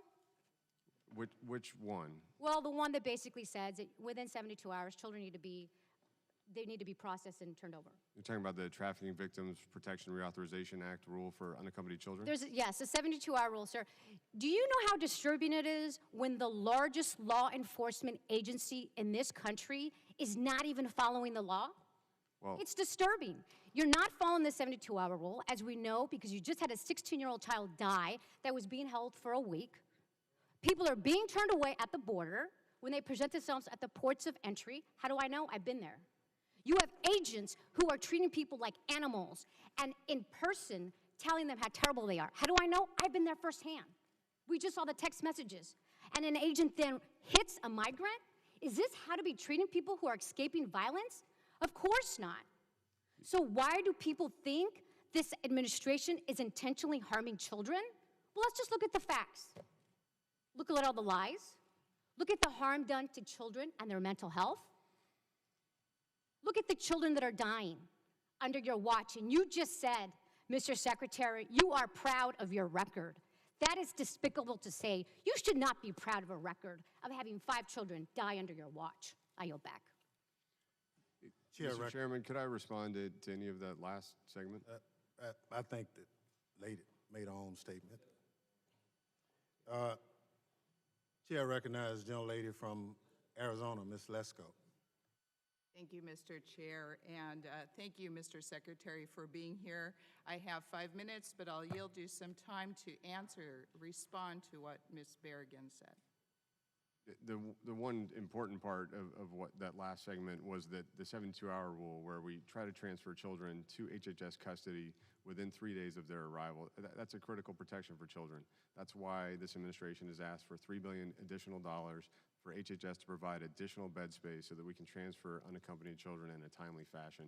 It's a critical part of our supplemental request, and we would appreciate if Congress would consider it. Thank you. And members, as you know, I'm from a border state, from Arizona. I've been to the border. I've also been to a facility where they shelter unaccompanied children. I know that there's a crisis. Everybody in Arizona, everybody in the nation, it seems like, knows there's a crisis at the border. And it's not only to our security, but it is a humanitarian crisis. When I had the previous secretary here, she said girls as young as 11 years old were getting pregnancy tests because of what the cartels do and what happens on this long journey. And instead of blaming the United States, when I've seen these Border Patrol agents help these children, they go out of their way to help children, help families. They are good people. Wouldn't you say that it is actually the cartels that are encouraging these people to travel thousands of miles to exploit our loose immigration laws and asylum laws, and are charging them, what, $6,000 a child?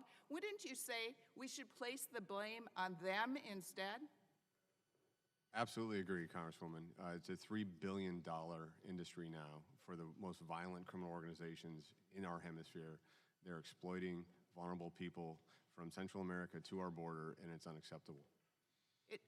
And I agree, Mr. Chairman and members, it is totally unacceptable. And that is why I am so supportive and appreciate everything the President has done to try to mitigate this crisis, not only a security crisis to our nation, but also a humanitarian crisis for the migrants themselves. I mean, he has tried every which way to do what he can, and I appreciate that so much. And that's why I will support this extra funding, because it's very obvious to me that it's needed. It's needed to help these migrants, to help with the security. We also need to pass good immigration laws. And so last year, I co-sponsored and voted for what I thought was a compromise, that we could actually get something done. And that was, we not only had a bill that would have helped secure the border, it would have changed some of our asylum laws, but it also would have given DACA recipients legal status. I just came from Judiciary Committee. They're trying to push through a bill, the DREAMer Act bill. But unfortunately, in that bill, it has no age limits. It allows people that have crimes. It allows people that fraudulently fill out their application to be here. And so, to me, that's a big concern. I want to switch, because I only have a minute, 24 seconds left. And that is on a committee hearing we had yesterday. It's a subcommittee hearing, and there was concern by a number of members that DHS employees were being diverted to the border on a voluntary basis to help with the crisis at our border. And so I was told by staff today, just so that we correct what happened yesterday with some of the words, is that no TSO officers, no transportation security officers that are on the front line of our airports are actually being diverted or deployed to the border right now.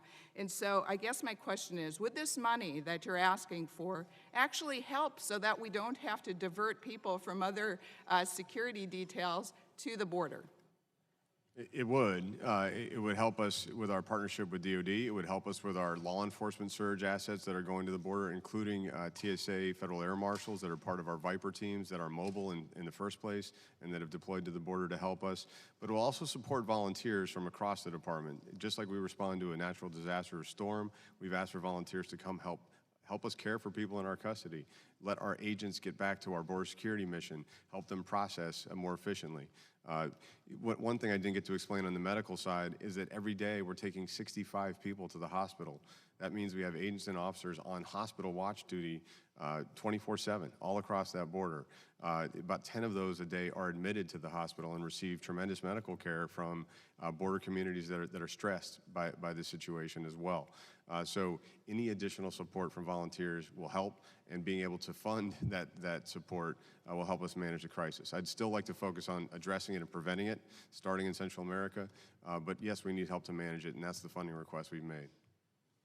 Thank you, and I just want to add that I do greatly appreciate the Border Patrol officers, all of our law enforcement officers and DHS.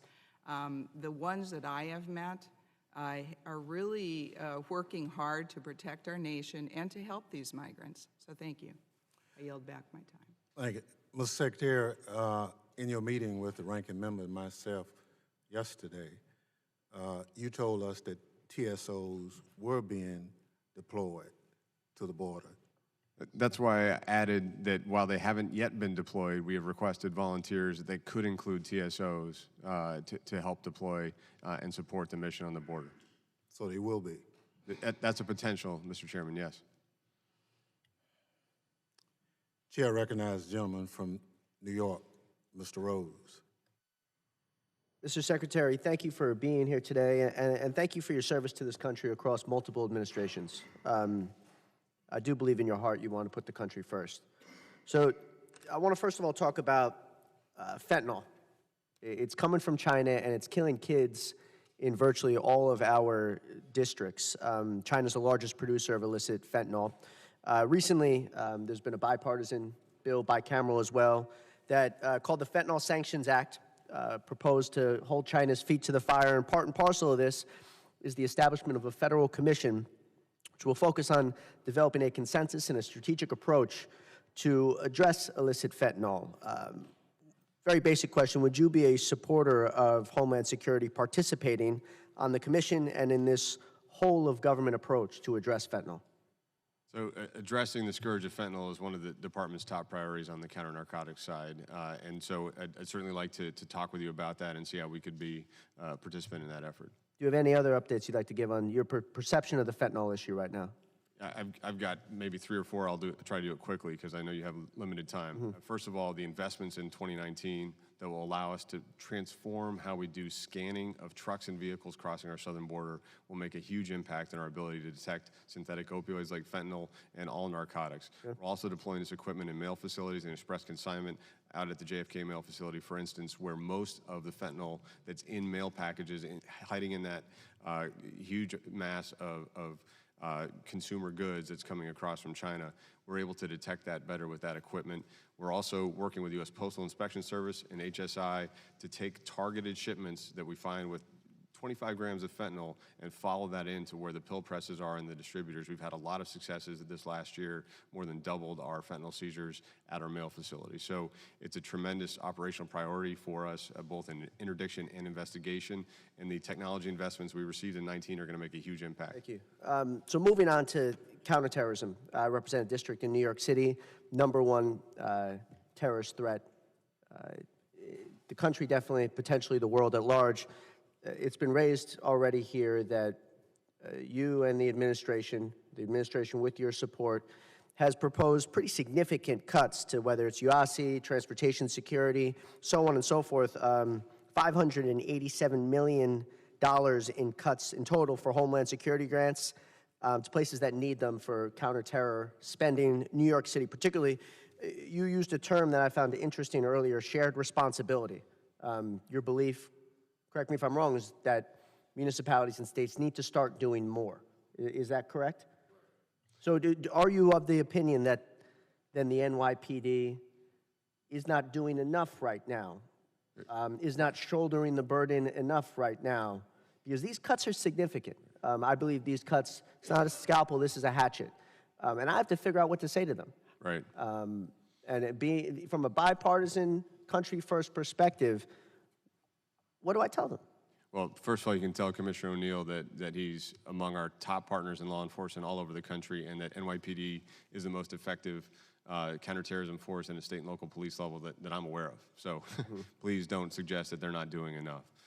In terms of grant investments at a municipal level, especially our major cities that could be targets, that does have to be a shared federal, state, and local responsibility. But monetarily, you're saying that they need to do more. New York City, New York State, other major urban areas that are the primary threats to counterterror, you're saying that they are not doing enough right now. No, I'm saying that to sustain funding at the prior grant levels, and remember, we're working within a top-line budget. Nobody wants to make cuts to security programs ever.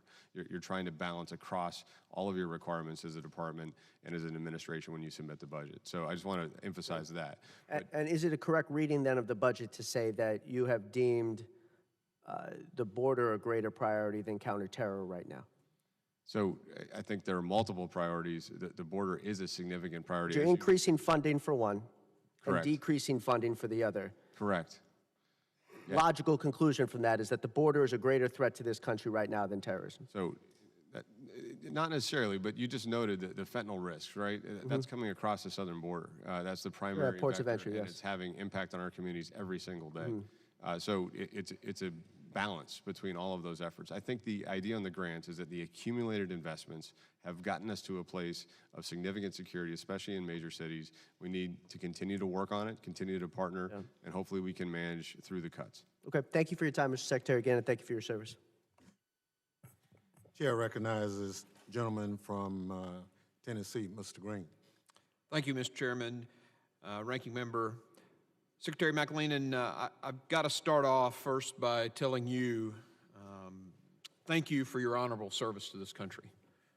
You have been a staunch defender of our freedoms and the rule of law, defending the Constitution as you swore an oath to do so almost 18 years ago.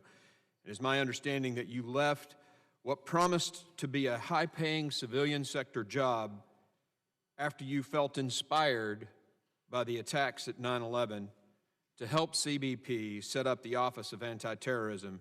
Your faithful service is very appreciated, and I hope we in Congress can do our job and provide you the funding you need, and as requested by your people on the ground, to continue your now broader mission.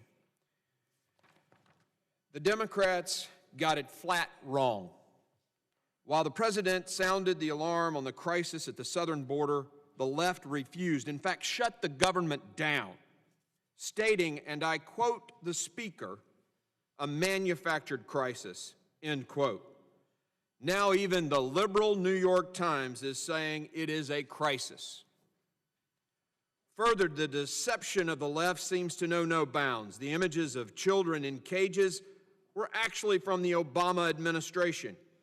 Yet multiple activist legislators today have decried the separation of children when in fact this president stopped it.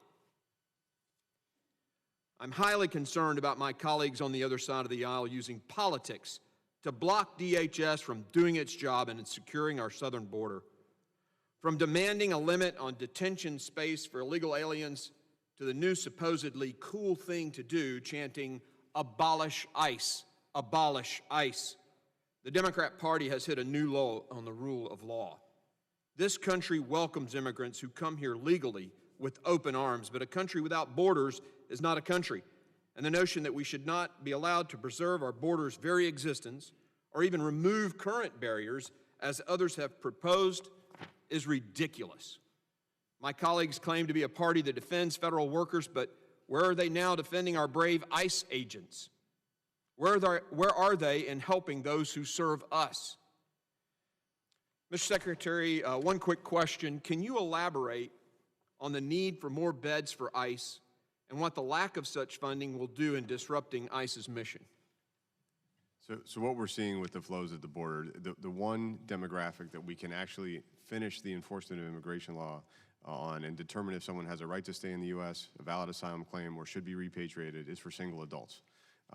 Due to this border surge, we are exceeding ICE capacity for single adult beds, and we've requested more funding for it. Without that funding, we have an impossible choice. We either lose control of our border entirely because we won't be able to enforce the law even against single adults, or we're going to have to release people that were picked up in the interior with criminal records, which is also unacceptable. So we need that funding from Congress to maintain our border security and to support the men and women of ICE. And just to clarify, 75% of ICE's intake comes from the border.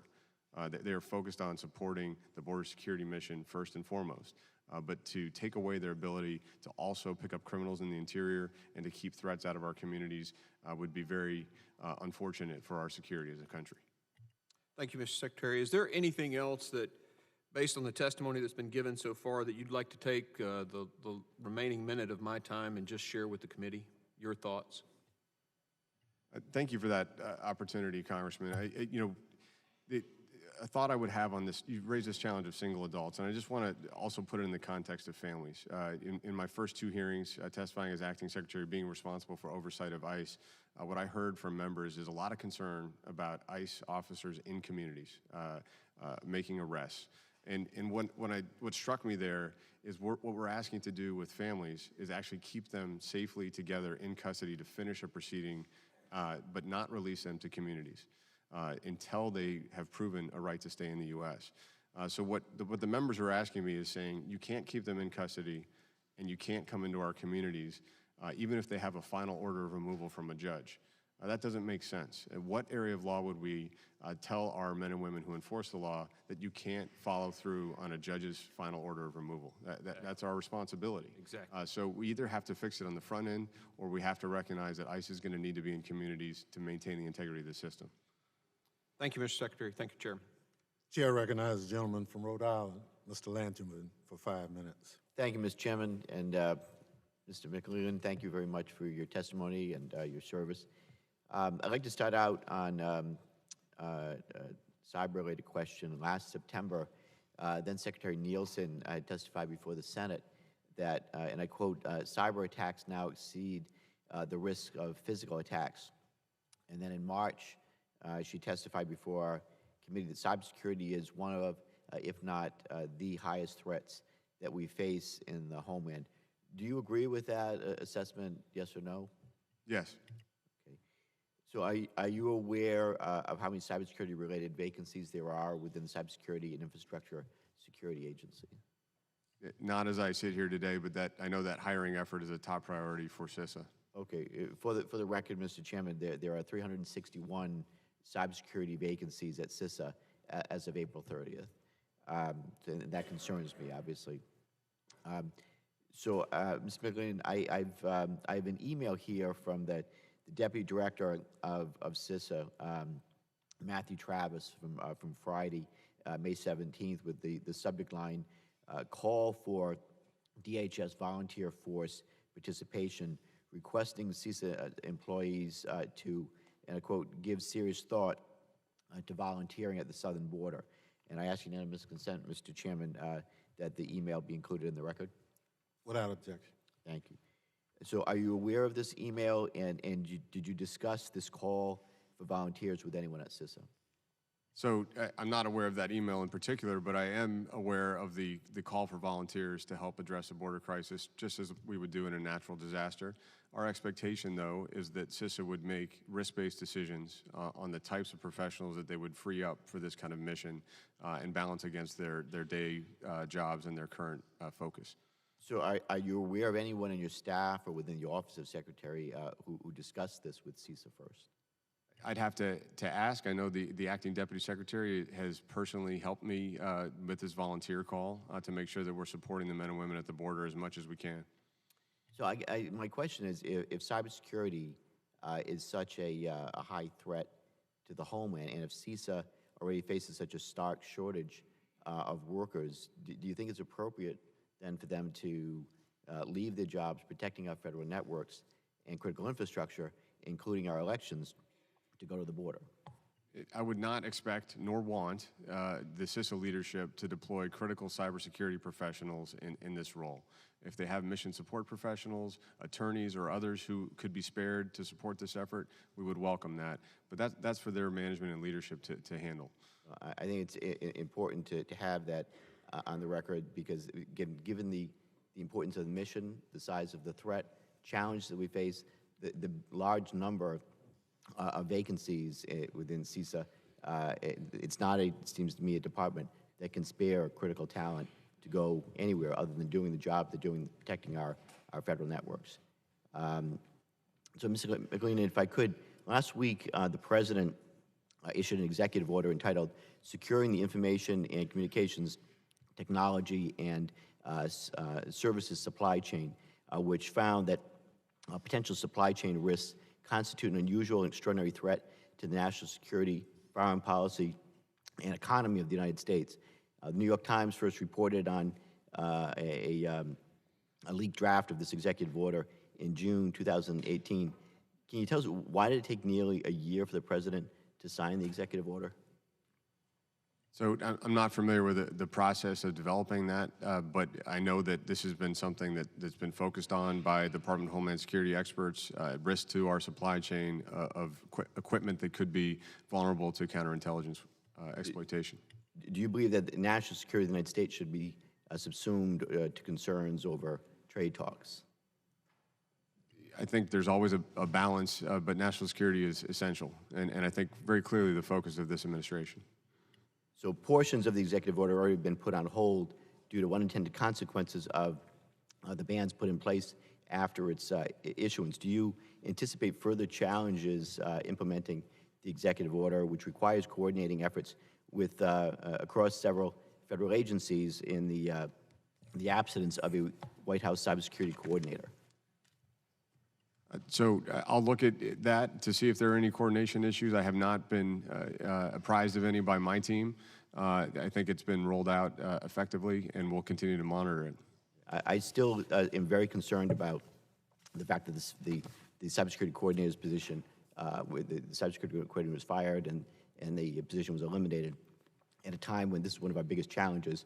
I believe we need a coordinator to be fulfilling that role, to bring our strategy together. But my time's expired. Thank you for your testimony. If I could very briefly just note, I've already met with the Director of National Intelligence, the FBI Director, the Attorney General on cyber issues. It's going to be a critical priority for DHS to be aligned and coordinated across the interagency. Thank you. Thank you. Chair recognizes the gentleman from Texas, Mr. Taylor, for 5 minutes. Thank you, Mr. Chairman, Ranking Member. Mr. Secretary, I just wanted to focus in, if we could for a second, on the humanitarian crisis on the border. I know that there's been a lot of discussion about that. And you've mentioned, I think briefly in your testimony, talking about the role of smugglers and coyotes and sort of driving that. Would you mind expanding on what's driving it in terms of not the migrants themselves, but the actors outside of them that are operating, obviously in Mexico, that are creating this problem? Because clearly something's happening. Something is accelerating the kind of increase, the influx, and that's in turn creating the kind of crisis I think that you see a lot of concern about. Yeah, and what's happening primarily, and what we saw really starting early last year, was increased awareness that there's a vulnerability in our legal system due to the reinterpretation of the Flores settlement, that if an adult arrives with a child, they have a likelihood of staying in the United States. And smugglers have capitalized on that. They're directly advertising that fact.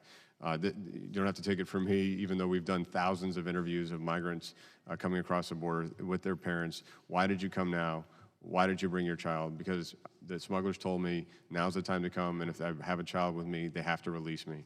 That's what we hear repeatedly. But you can read that in the Washington Post, the Wall Street Journal, the New York Times, all who have gone to the Western Highlands of Guatemala, the New Yorker, who have studied this issue, who have seen how smugglers are advertising almost at a retail level in communities. We have one department of Guatemala that has over 3% of their population has come to the U.S. in 7 months. The effort there to recruit and to fund the smuggling network is just absolutely dramatic. So that's the kind of challenge we're facing, and social media has made that communication easier and faster and even more challenging for law enforcement to deal with. And so it seems to me that you're saying you need two things. You need some statutory fixes and you need some resources. And you say you've been asking for the statutory fixes for about 3 years now? Is that Well, ever since we lost the authority to detain families together, our law enforcement professionals at DHS have recommended that we get a statutory change, yes. Okay. And then, and one thing I didn't do, is there anything you want to respond to that you didn't have a chance to? I mean, is there a thought on your mind? I know I started asking questions, but. Sure. I think this committee and the American people should be aware of the extent of the effort that law enforcement professionals who are not trained for this set of missions are undertaking to try to protect vulnerable people in this cycle. It is an immense effort every single day. I was just down on the border in El Paso a few weeks ago. We had a supervisor on detail from Washington State, big hulking guy, looked like an NFL linebacker. There he was on his knee making a baby formula in a bottle to hand to a migrant mother with a child. And that's not what he signed up for. He volunteered to come to the southwest border, and he's there trying to keep people safe, to care for them in our custody. And I think the extent of that effort, how hard our agents are working, how pressed they are, and how much help they need is incredible. And they've been dealing with this for months on end without relief. I think that has to be recognized. Sure. One statistic that is stuck with me in my short time here in Congress is that we admit 1 million people with permanent visas every year, a million new visas every year, and we admit another 10 million people on temporary visas every year. And I think we're the most generous nation on earth in terms of immigration. No other country lets that many people in every year. So I think it's a point of pride for me that our country is so welcoming to immigrants. The extent of the people so you arrested 100,000 last month on the border. How many of those have been released into the United States? So due to the restrictions on retaining families together, about 60% of those crossings are now family units. So almost all of those people have been released in the United States. If they're not from Mexico, if they didn't go through a credible fear finding and get a negative determination, they're likely to still be in the U.S. awaiting a court proceeding. And so when you're doing your numbers, they're going into the temporary visa. So they're being apprehended and then being released on a temporary visa in the United States. Is that right? It's not a visa. They're essentially paroled, released on their own recognizance to pending a court hearing. Okay, so they're not in the 10 million bucket. They're another. They're another bucket altogether of people that are coming into this country illegally. Thank you, Mr. Chairman. I yield back. Thank you. Chair recognizes the young lady from New York, Ms. Rice, for 5 minutes. Thank you, Mr. Chairman. And thank you, Mr. Acting Secretary, for being here today. We saw an unprecedented attack on our democracy from a foreign adversary in 2016. DHS is responsible for securing our critical infrastructure, including our elections. Do you agree with the intelligence community's 2017 assessment that Russia interfered in our presidential election to help then-candidate Donald Trump? I accept the conclusions of our experts in the intelligence community. Thank you. Has President Trump ever discussed the possibility of blocking entry into the U.S. southern border with you? So first of all, I'm not going to comment on conversations I've had or not had with the President of the United States. I think he's pretty clear on record about his priority for securing the southern border and the initiatives he's undertaking to do that, very publicly stating them, Oval Office addresses and so forth. Mr. McAleenan, the President said it to the American people that he is thinking about shutting down the southern border. Did he ever directly speak with you about that? He spoke directly to the American people. I'm sure you can answer that question. He did speak to the American people about it, and he also updated the American people that he was not looking at that as an immediate option, that did he we're trying to speak with you about collaborate it? with Mexico to address a shared challenge from transnational criminal organizations. Did he speak to you about it? I'm not going to talk about conversations with the President. Did he ever mention the possibility of a pardon if you violated the law and were arrested for closing the southern border, yes or no? As I've noted, I'm not going to You're talk not gonna about conversations with the President, but I've never been asked to do anything illegal, and I'm on record in the media and elsewhere with that answer. Well, have any people who've worked for you addressed concerns about being asked to do things that they felt were not legal and the personal ramifications they might suffer as a result of that? Has that ever bubbled up to your level?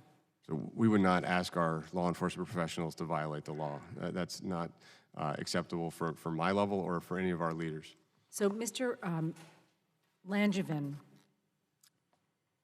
asked you about CISA and your department's request for volunteers from different agencies throughout the federal government. CISA actually was not the only agency at DHS, that DHS, or at DHS, that you directed to ask for volunteers. Do you know the number of employees from TSA that have volunteered to go to the southern border? I don't have that in front of me. I know that TSA has been one of our most responsive agencies in helping with crises or natural disasters for years. There are some TSA employees who have volunteered? Yes, certainly. Okay, and how many of them, or have they been trained to work with migrant children and families? So there will be training for anyone who's engaging directly with migrants Has there upon been arrival. for volunteers who are already there? So any volunteer who's been deployed and is already on the border supporting CBP that will have received an orientation and training upon arrival. So the training is going on? Yes. How many employees from the U.S. Secret Service have volunteered to go to the southern border? I don't have that information as I sit here, but I can get it back to you. Have any of them been trained to work with migrant children and families? Again, that process would happen on arrival with a specific assignment in a sector, depending on the skills and expertise of the person going. It could be an attorney. We're not going to necessarily need to train them for migrant interaction. It could be a commercial driver's license holder that's going to just simply be driving. Yeah, I'm aware. So former Secretary Nielsen declared that cyber attacks now exceed the risk of physical attacks, and the Mueller report made clear the lengths the Russian government will go to meddle in our elections. So CISA, obviously, being the agency responsible for the cybersecurity of 99 federal agencies, I'm sure you would agree with me that this is not an ideal use of their time, even if it's on a voluntary basis. So again, for critical personnel that are directly involved in protecting the election infrastructure, I do not expect them to be deployed as volunteers. But you don't control who volunteers. If the general call is put out for volunteers, anyone can volunteer, right? Respectfully, at the cabinet level, we don't do individual selections of whether volunteers can go. That's my expectation that our managers are going to handle that with appropriate assessment of the risk. You should be aware of what your agency is asking people to do. because they have critical functions that they have to do in their own job description. And you've been given a lot of money from Congress to increase hiring and get people on board, so we don't have to deplete critical agencies at a critical time. We Do will you not agree with deplete President agencies Trump's against a critical decision? mission set. Do you agree with President Trump's decision to cut off aid to Central America at this critical juncture? So I'm on record in multiple venues talking about the fact that to address this crisis effectively, we're going to need to increase security, governance, and address the push factors in Central America. So what my responsibility is, and I think what the President's looking for, is our accountable partners in Central America and targeted aid programs that can make a difference, that have a return on investment. And so working with the Department of State, when we see those opportunities, I will be presenting those through my chain of command. So you mentioned that you're traveling over the weekend? I'm going on Monday, yes. Okay, so, and I think the purpose of your trip is to discuss border security efforts. I'm meeting with ministers from Guatemala, Honduras, and El Salvador in Guatemala City to talk about collaborations on addressing human trafficking and smuggling, yes. Right, and how is that become more challenging with the President's directive to have, I believe, $500 million in aid cut off? Well, it's frozen. It's not cut off. It's frozen. There are existing programs already ongoing. There are capabilities that these governments have, and there are partnerships on the ground that are ongoing. Again, the Attorney General was just there last week focusing on the anti-gang partnership that we have with these governments. So I'll be talking about ways that we can continue that momentum and the support we need, both from our capacity building, our professionals doing training, and any programs that are critical in that effort. It's not just anti-gang. I mean, obviously, if there are very difficult situations in these countries, that is the #1 reason why people are coming here. And so, this is an economic migration. It's an opportunity gap in large part. okay, so I would just encourage you to continue to be vocal about how important it is that we continue our foreign aid to these countries so that we can begin to, address this crisis that we all agree is happening at the border. And I thank you for your service. I yield back the balance of my time. Thank you, Mr. Chairman. Thank you very much. Chair recognizes the gentleman from Pennsylvania, Mr. Joyce. Thank you for yielding, Mr. Chairman. And I thank you, Secretary McAleenan, for appearing here today in front of us. Currently, there's a massive crisis at our southern border. Just last month's data of attempted illegal crossings represented the staggering 591% increase from just 2 years ago. Also driving this crisis is the makeup of the individuals who are crossing the border. Rather than adult males who we saw in years past, family units and unaccompanied children are spiking, and our laws have not yet caught up. There's a surge of people who seek, and I emphasize to you, sir, the word seek, to be apprehended at the border, brought into custody, claim asylum, and be allowed to gain access to American jobs, health care, and education. This new group of families and unaccompanied minors arriving from Central America presents significant new challenges and must be addressed by this committee and the House. In the past, Democrats and Republicans would work together to address these issues, which are critical to the security of our country. Sadly, this has not been the case at all since January, when I was sworn in. The complete breakdown of bipartisan work in the face of the overwhelming scope and severity of this crisis has almost crippled DHS in carrying out your work. I am further concerned to hear you testify today that you expect the agency to exhaust funding before the end of the fiscal year if Congress does not act on your latest supplemental funding request. Now let me discuss my firsthand experience on this issue and how they relate to the question I'm about to ask you regarding an immediate measure to address this crisis while Congress works to get its act together.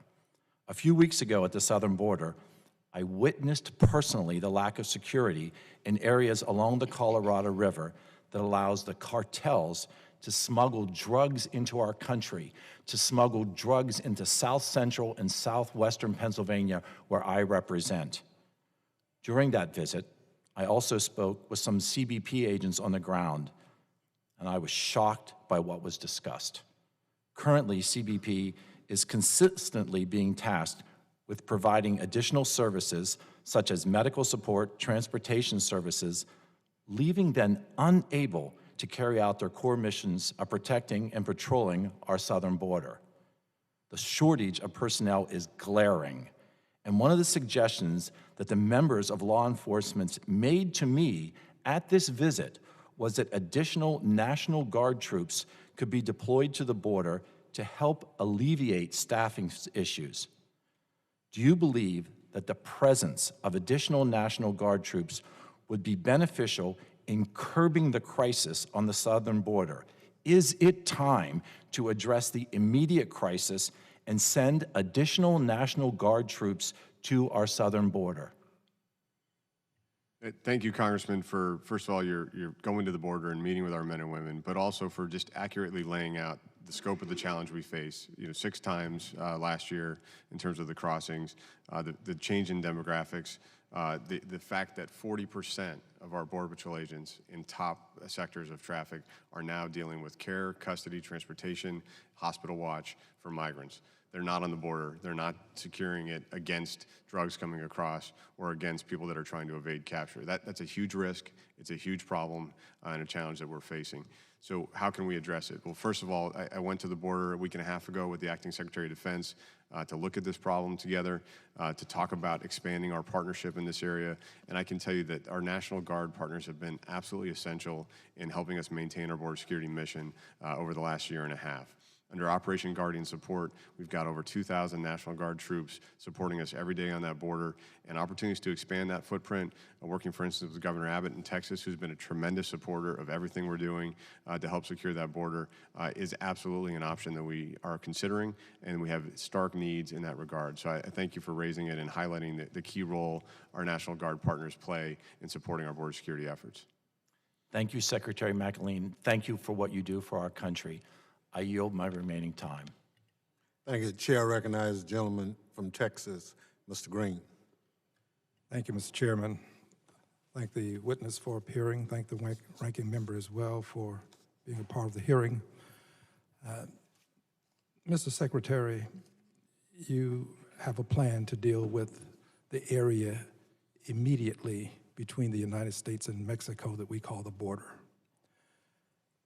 And you have said that there's a humanitarian crisis that we have to address. My question to you is this: if we do not properly address the humanitarian crisis, assume that we do all of the things at the border that you'd like to see done in terms of keeping people out, what will happen to the people who are denied entry? So, what will happen to the people that we deny entry into the United States?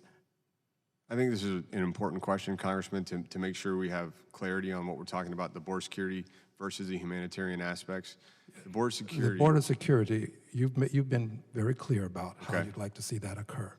I want to know about the people now who are not able to get into the United States because we have secured the border properly. What will happen to them?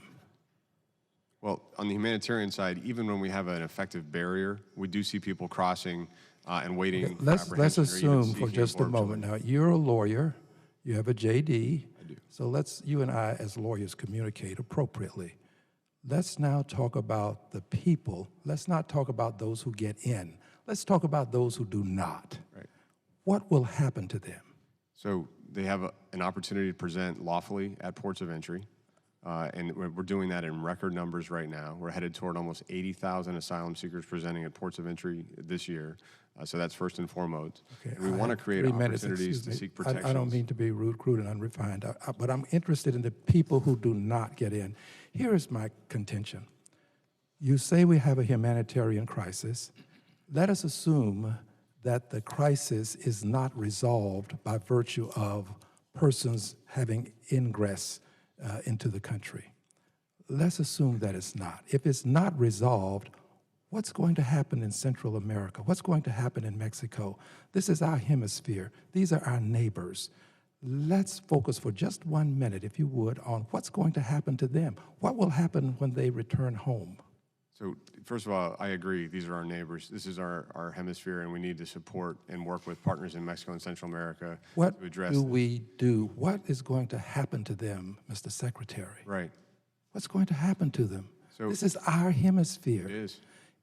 We give Jordan money to deal with Syrian refugees.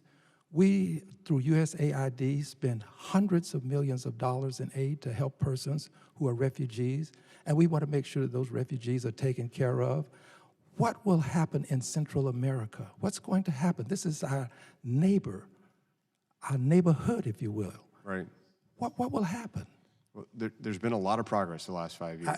Thank you for the progress, but let's talk about the lack of progress, and we're sending people back to harm's way. These are people, but for the grace of God, could be you, could be me. We were just lucky to be born in the United States of America, just lucky. So what's going to happen to the people? What's going to happen when they go back to harm's way? You talk about the children coming here and the fact that they're impregnated and how they're abused along the way. Well, we're going to send them back. It's not as though they are going to somehow now become immune to all of the atrocities that they have to suffer and endure as they migrate in this direction. So what will happen to them? What we want to do is give them a safe opportunity to apply for protections in the U.S. or Let's in other assume countries. they don't make it to the U.S. This is our hemisphere. Right. We'd like to do that in country, especially. Yes, this is our hemisphere. Right. We have to do more to help people in our hemisphere. And I'm not saying that we cease and desist with our actions around the world. I'm not saying that. But I'm saying that we have to have enough heart to understand, and I believe you've said that this is a humanitarian crisis, that if it's a humanitarian crisis, a wall doesn't solve the humanitarian aspect of this crisis. It doesn't. More drones won't solve it. More Border Patrol agents won't solve it. People are still suffering in these countries that are in our neighborhood, our neighbors, Mr. Secretary. The question becomes, what do we do? This is your watch. Right. Now, you may not have the answer today, you're new on the job, but we will visit again, and we'll revisit the question. I yield back the balance of my time. Thank you. Chair yields 5 minutes to the gentleman from Mississippi, Mr. Guest. Thank you, Mr. Chairman. Mr. Secretary, first, I would like to thank the men and women that you serve with for your professionalism, for your dedication, and your hard work under extremely difficult circumstances. I would like to apologize to you today for the inaction of the United States Congress. The administration, your predecessor, for the last year has been warning us of the looming crisis that exists along our southwest border. You testified earlier today that we had a security crisis, that we had a humanitarian crisis. It's previously been testified that we have a drug trafficking crisis, a human trafficking crisis, and an immigration crisis. I believe you used the words such as dire and unprecedented in explaining what we're seeing along the border. In March, I believe there was 103 illegal immigrants which were apprehended along our border, and then in April, that number rose to 109. And so instead of Congress helping you deal with the crisis, what we've seen today in this very hearing is a member of Congress make allegations that you and the men and women that you serve with have intentionally allowed children to die in your custody. And I want to apologize to you and the men and women that you serve with for these untrue remarks. My question to you, Mr. Secretary, is do you, as we sit today, do you currently have the personnel that you need to deal with this crisis? No, we don't. As we sit today, do you currently have the facilities that are needed to deal with the crisis along our southwest border? No. Mr. Secretary, do we currently have the number of immigration judges and court officials to manage the crisis along our border? No, and we've asked for support in all those areas, Congressman. And Mr. Secretary, let me ask you, have we as a Congress, have we approved the supplemental funding request to address the crisis along our border? Not yet. We're eager to have that come forward. And let me ask you another question, Mr. Secretary.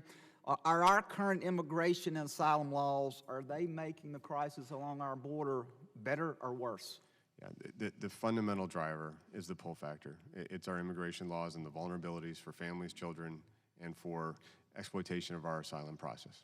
And so I would assume that your answer is that our current asylum laws are making the crisis worse. Is that correct? Correct. And so we as Congress, we have not provided you the resources you need for personnel. We've not provided you the facilities that we need. We've not provided you the court officials that you need. And we've not approved the supplemental funding request that you've asked for. And the laws that Congress has in place today are currently making the situation along our southwest border worse instead of better. Is that correct? That's all correct. Thank you, Mr. Chairman. I yield back. Thank you. Chair recognizes the young lady from New York, Ms. Clark. Thank you very much, Mr. Chairman. I thank you, Mr. Secretary, for appearing before us today. We know that the Department of Homeland Security has a very critical mission, protecting our nation. It seems, though, however, that we have not quite figured out the right blend and mix with respect to our mission and really focusing and honing in on it. The Department of Homeland Security is one of the youngest federal agencies in our nation, and that there is this level of contention about the mission of this agency is really, really distressing, particularly for a New Yorker who has lived through 2 terrorist attacks. We don't just need to defend ourselves against the all too real threats of cyber attacks, terrorism, and election interference. We also need to defend our values. And I think that part of the struggle here today is a struggle of values. Before her departure, our committee held a hearing with Secretary Nielsen. She denied the very fact that children were being held in cages when everyone could see it with their own eyes. These inhumane policies, which are simply the mandate given to an agency by an administration, and the family separation is just one of many that I believe have no place in our society. It is as though we are suffering with amnesia about the fact that so much of who we are is rooted in immigration, no matter who you are in this country outside of Native Americans and, of course, those who were brought through chattel slavery. So I just find it really interesting, some of the conversation that we've been having today. When there weren't immigration laws, a whole heap of people came to the United States of America seeking freedom and liberty. They may have come from Europe, they may have come from other parts of the world, but they came and they were embraced. Well, you know, some of them struggled, but they became Americans.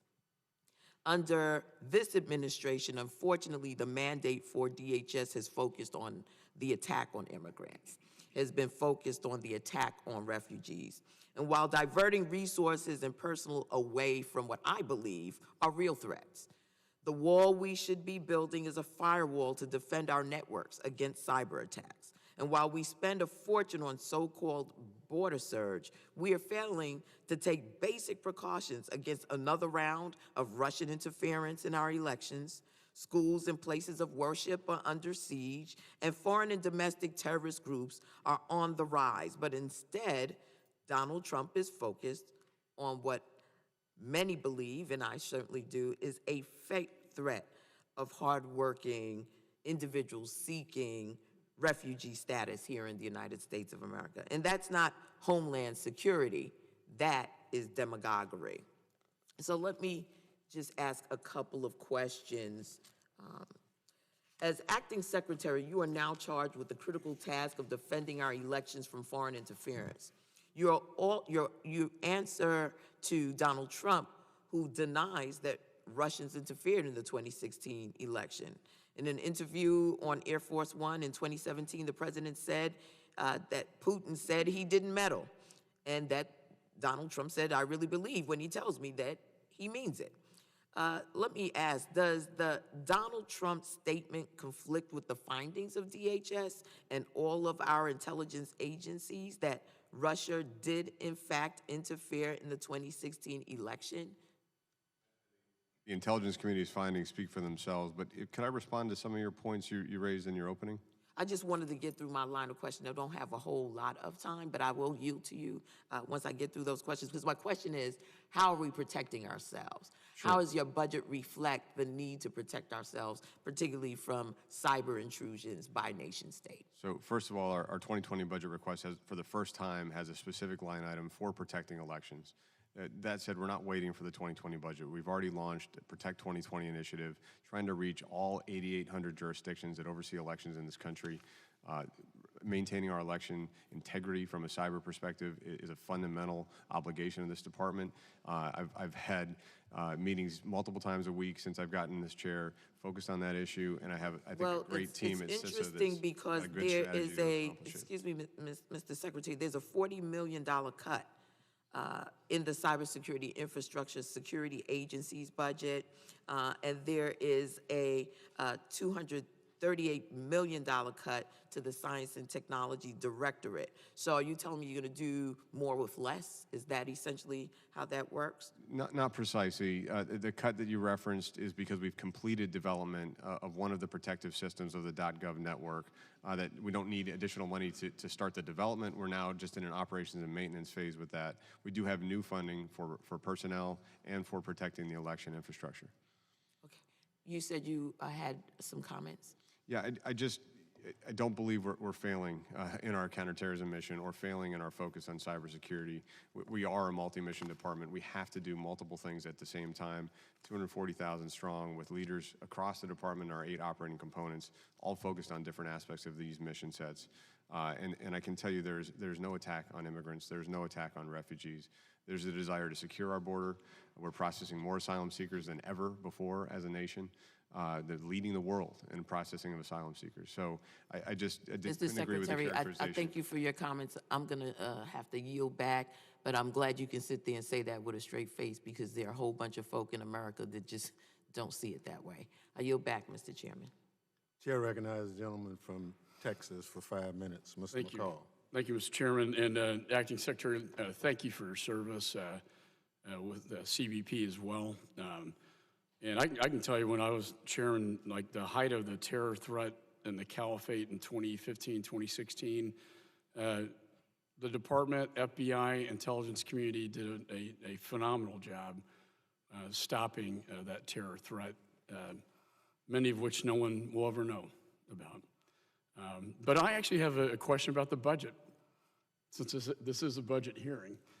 And it has to do with sort of creative ways to pay for infrastructure and security at the United States border.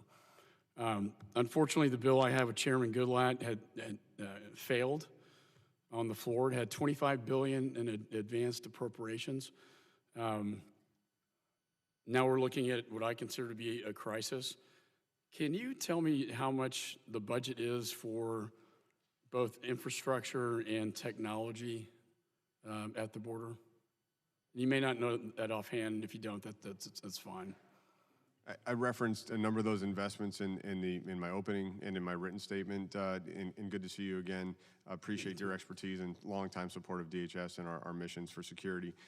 We did request $5 billion for wall, about $500 million for additional investments in border security sensors and technology, surveillance capability, for instance, as well as our air marine platforms to have a better surveillance capability as well.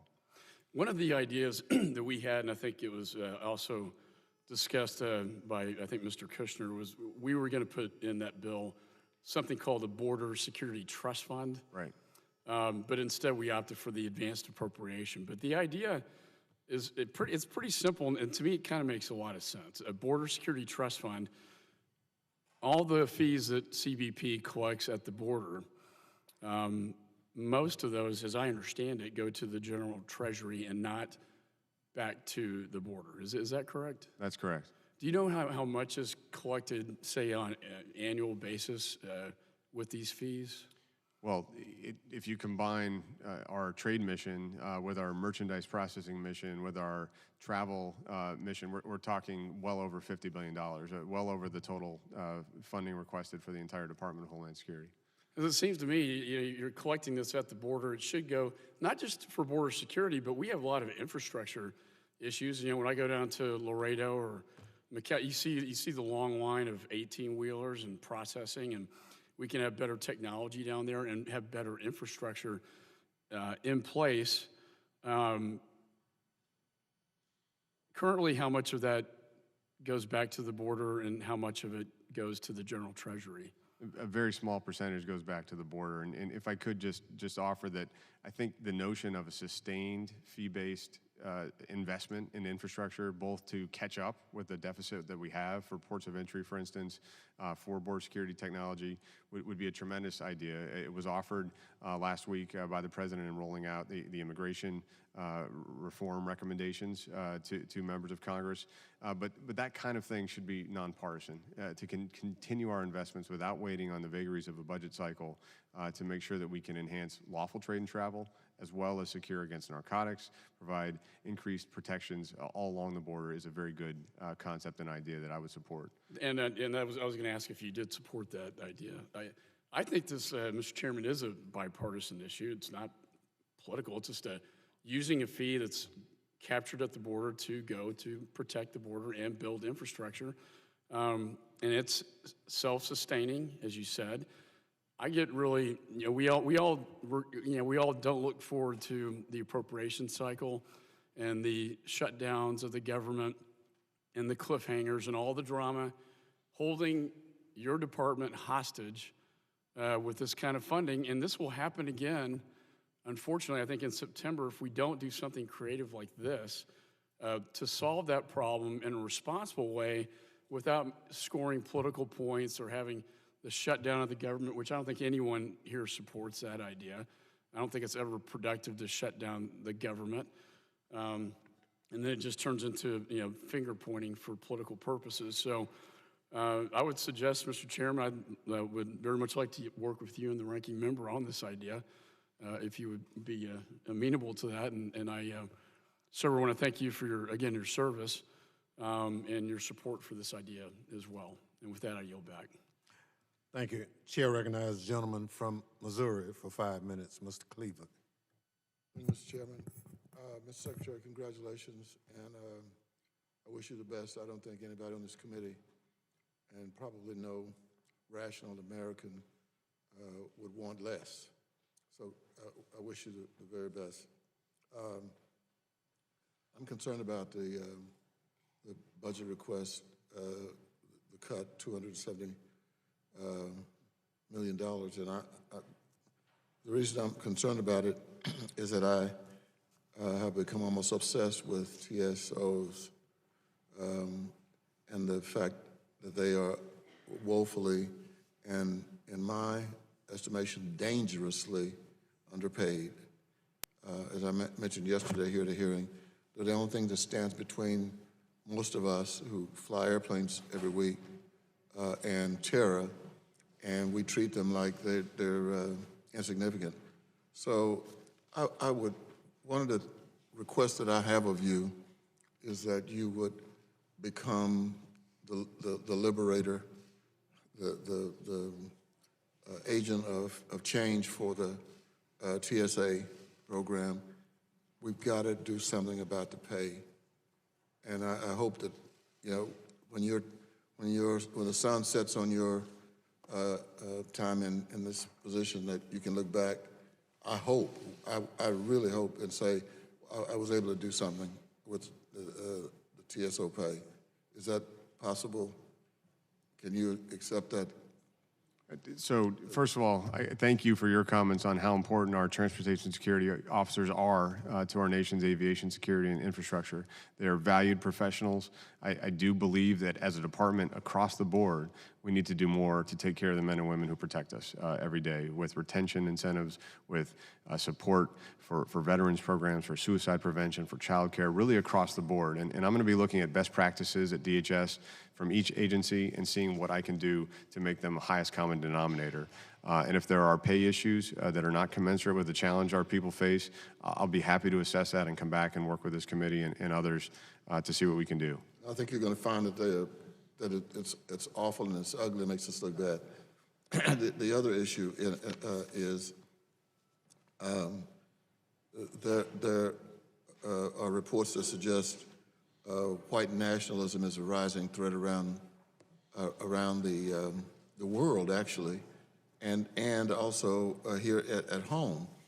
And I hate trying to get into politics, but I have to on this one. I can't see any other way around it. But the president said that he did not see that as an issue. He said, when asked the question, he said, and I quote, "I don't really." They asked him if they thought this was a threat. 3 years ago, my congressional office in Kansas City was firebombed twice. The gentleman has been apprehended. He's now serving 10 years in Leavenworth. My father keeps asking what's going to happen when he gets out. This is a personal issue, and I don't like to bring my personal business out here, but the point is, and I have to give the FBI were amazing in catching the guy. But if the president doesn't see this as a threat, and I personally know what happened to me, and I've seen and read about on the news what has happened around the country, and I'm not sure that I am absolutely certain that there are not good people on both sides. And so I'd like to know your assessment as the Homeland Security Secretary. So our responsibility, Congressman, is to address targeted violence regardless of the motivation or ideology, and I am concerned about white supremacist extremists and the growing attacks, especially that we've seen on houses of worship. It's why I responded right away to the chairman and ranking member's challenge to ask the Homeland Security Advisory Council to set up a subcommittee to protect faith-based organizations and houses of worship. And they're going to bring a report back that tells us how we can improve our prevention efforts in this regard.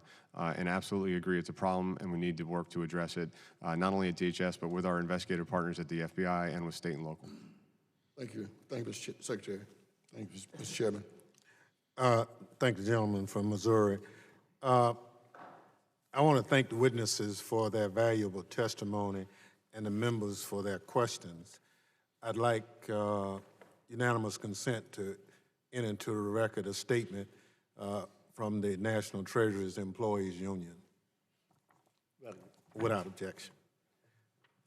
And, Mr. Chairman, I'd also like Ranking member.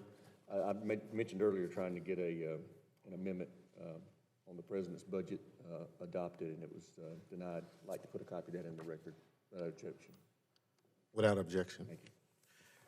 The other thing I'd like to indicate is that on the Flores decision, it was about prolonged detention of children had proven to be harmful to their health. And the judge looked at that as the overriding factor as to why they shortened the time for detention. And so I think the court looked at it from that perspective rather than a punitive decision on the department, because we are concerned about the care of children who are in detention. The members of the committee may have additional questions for the witness, and we ask that you respond expeditiously in writing to those questions. Without objection, the committee record shall be kept open for 10 days. Hearing no further business, the committee stands adjourned.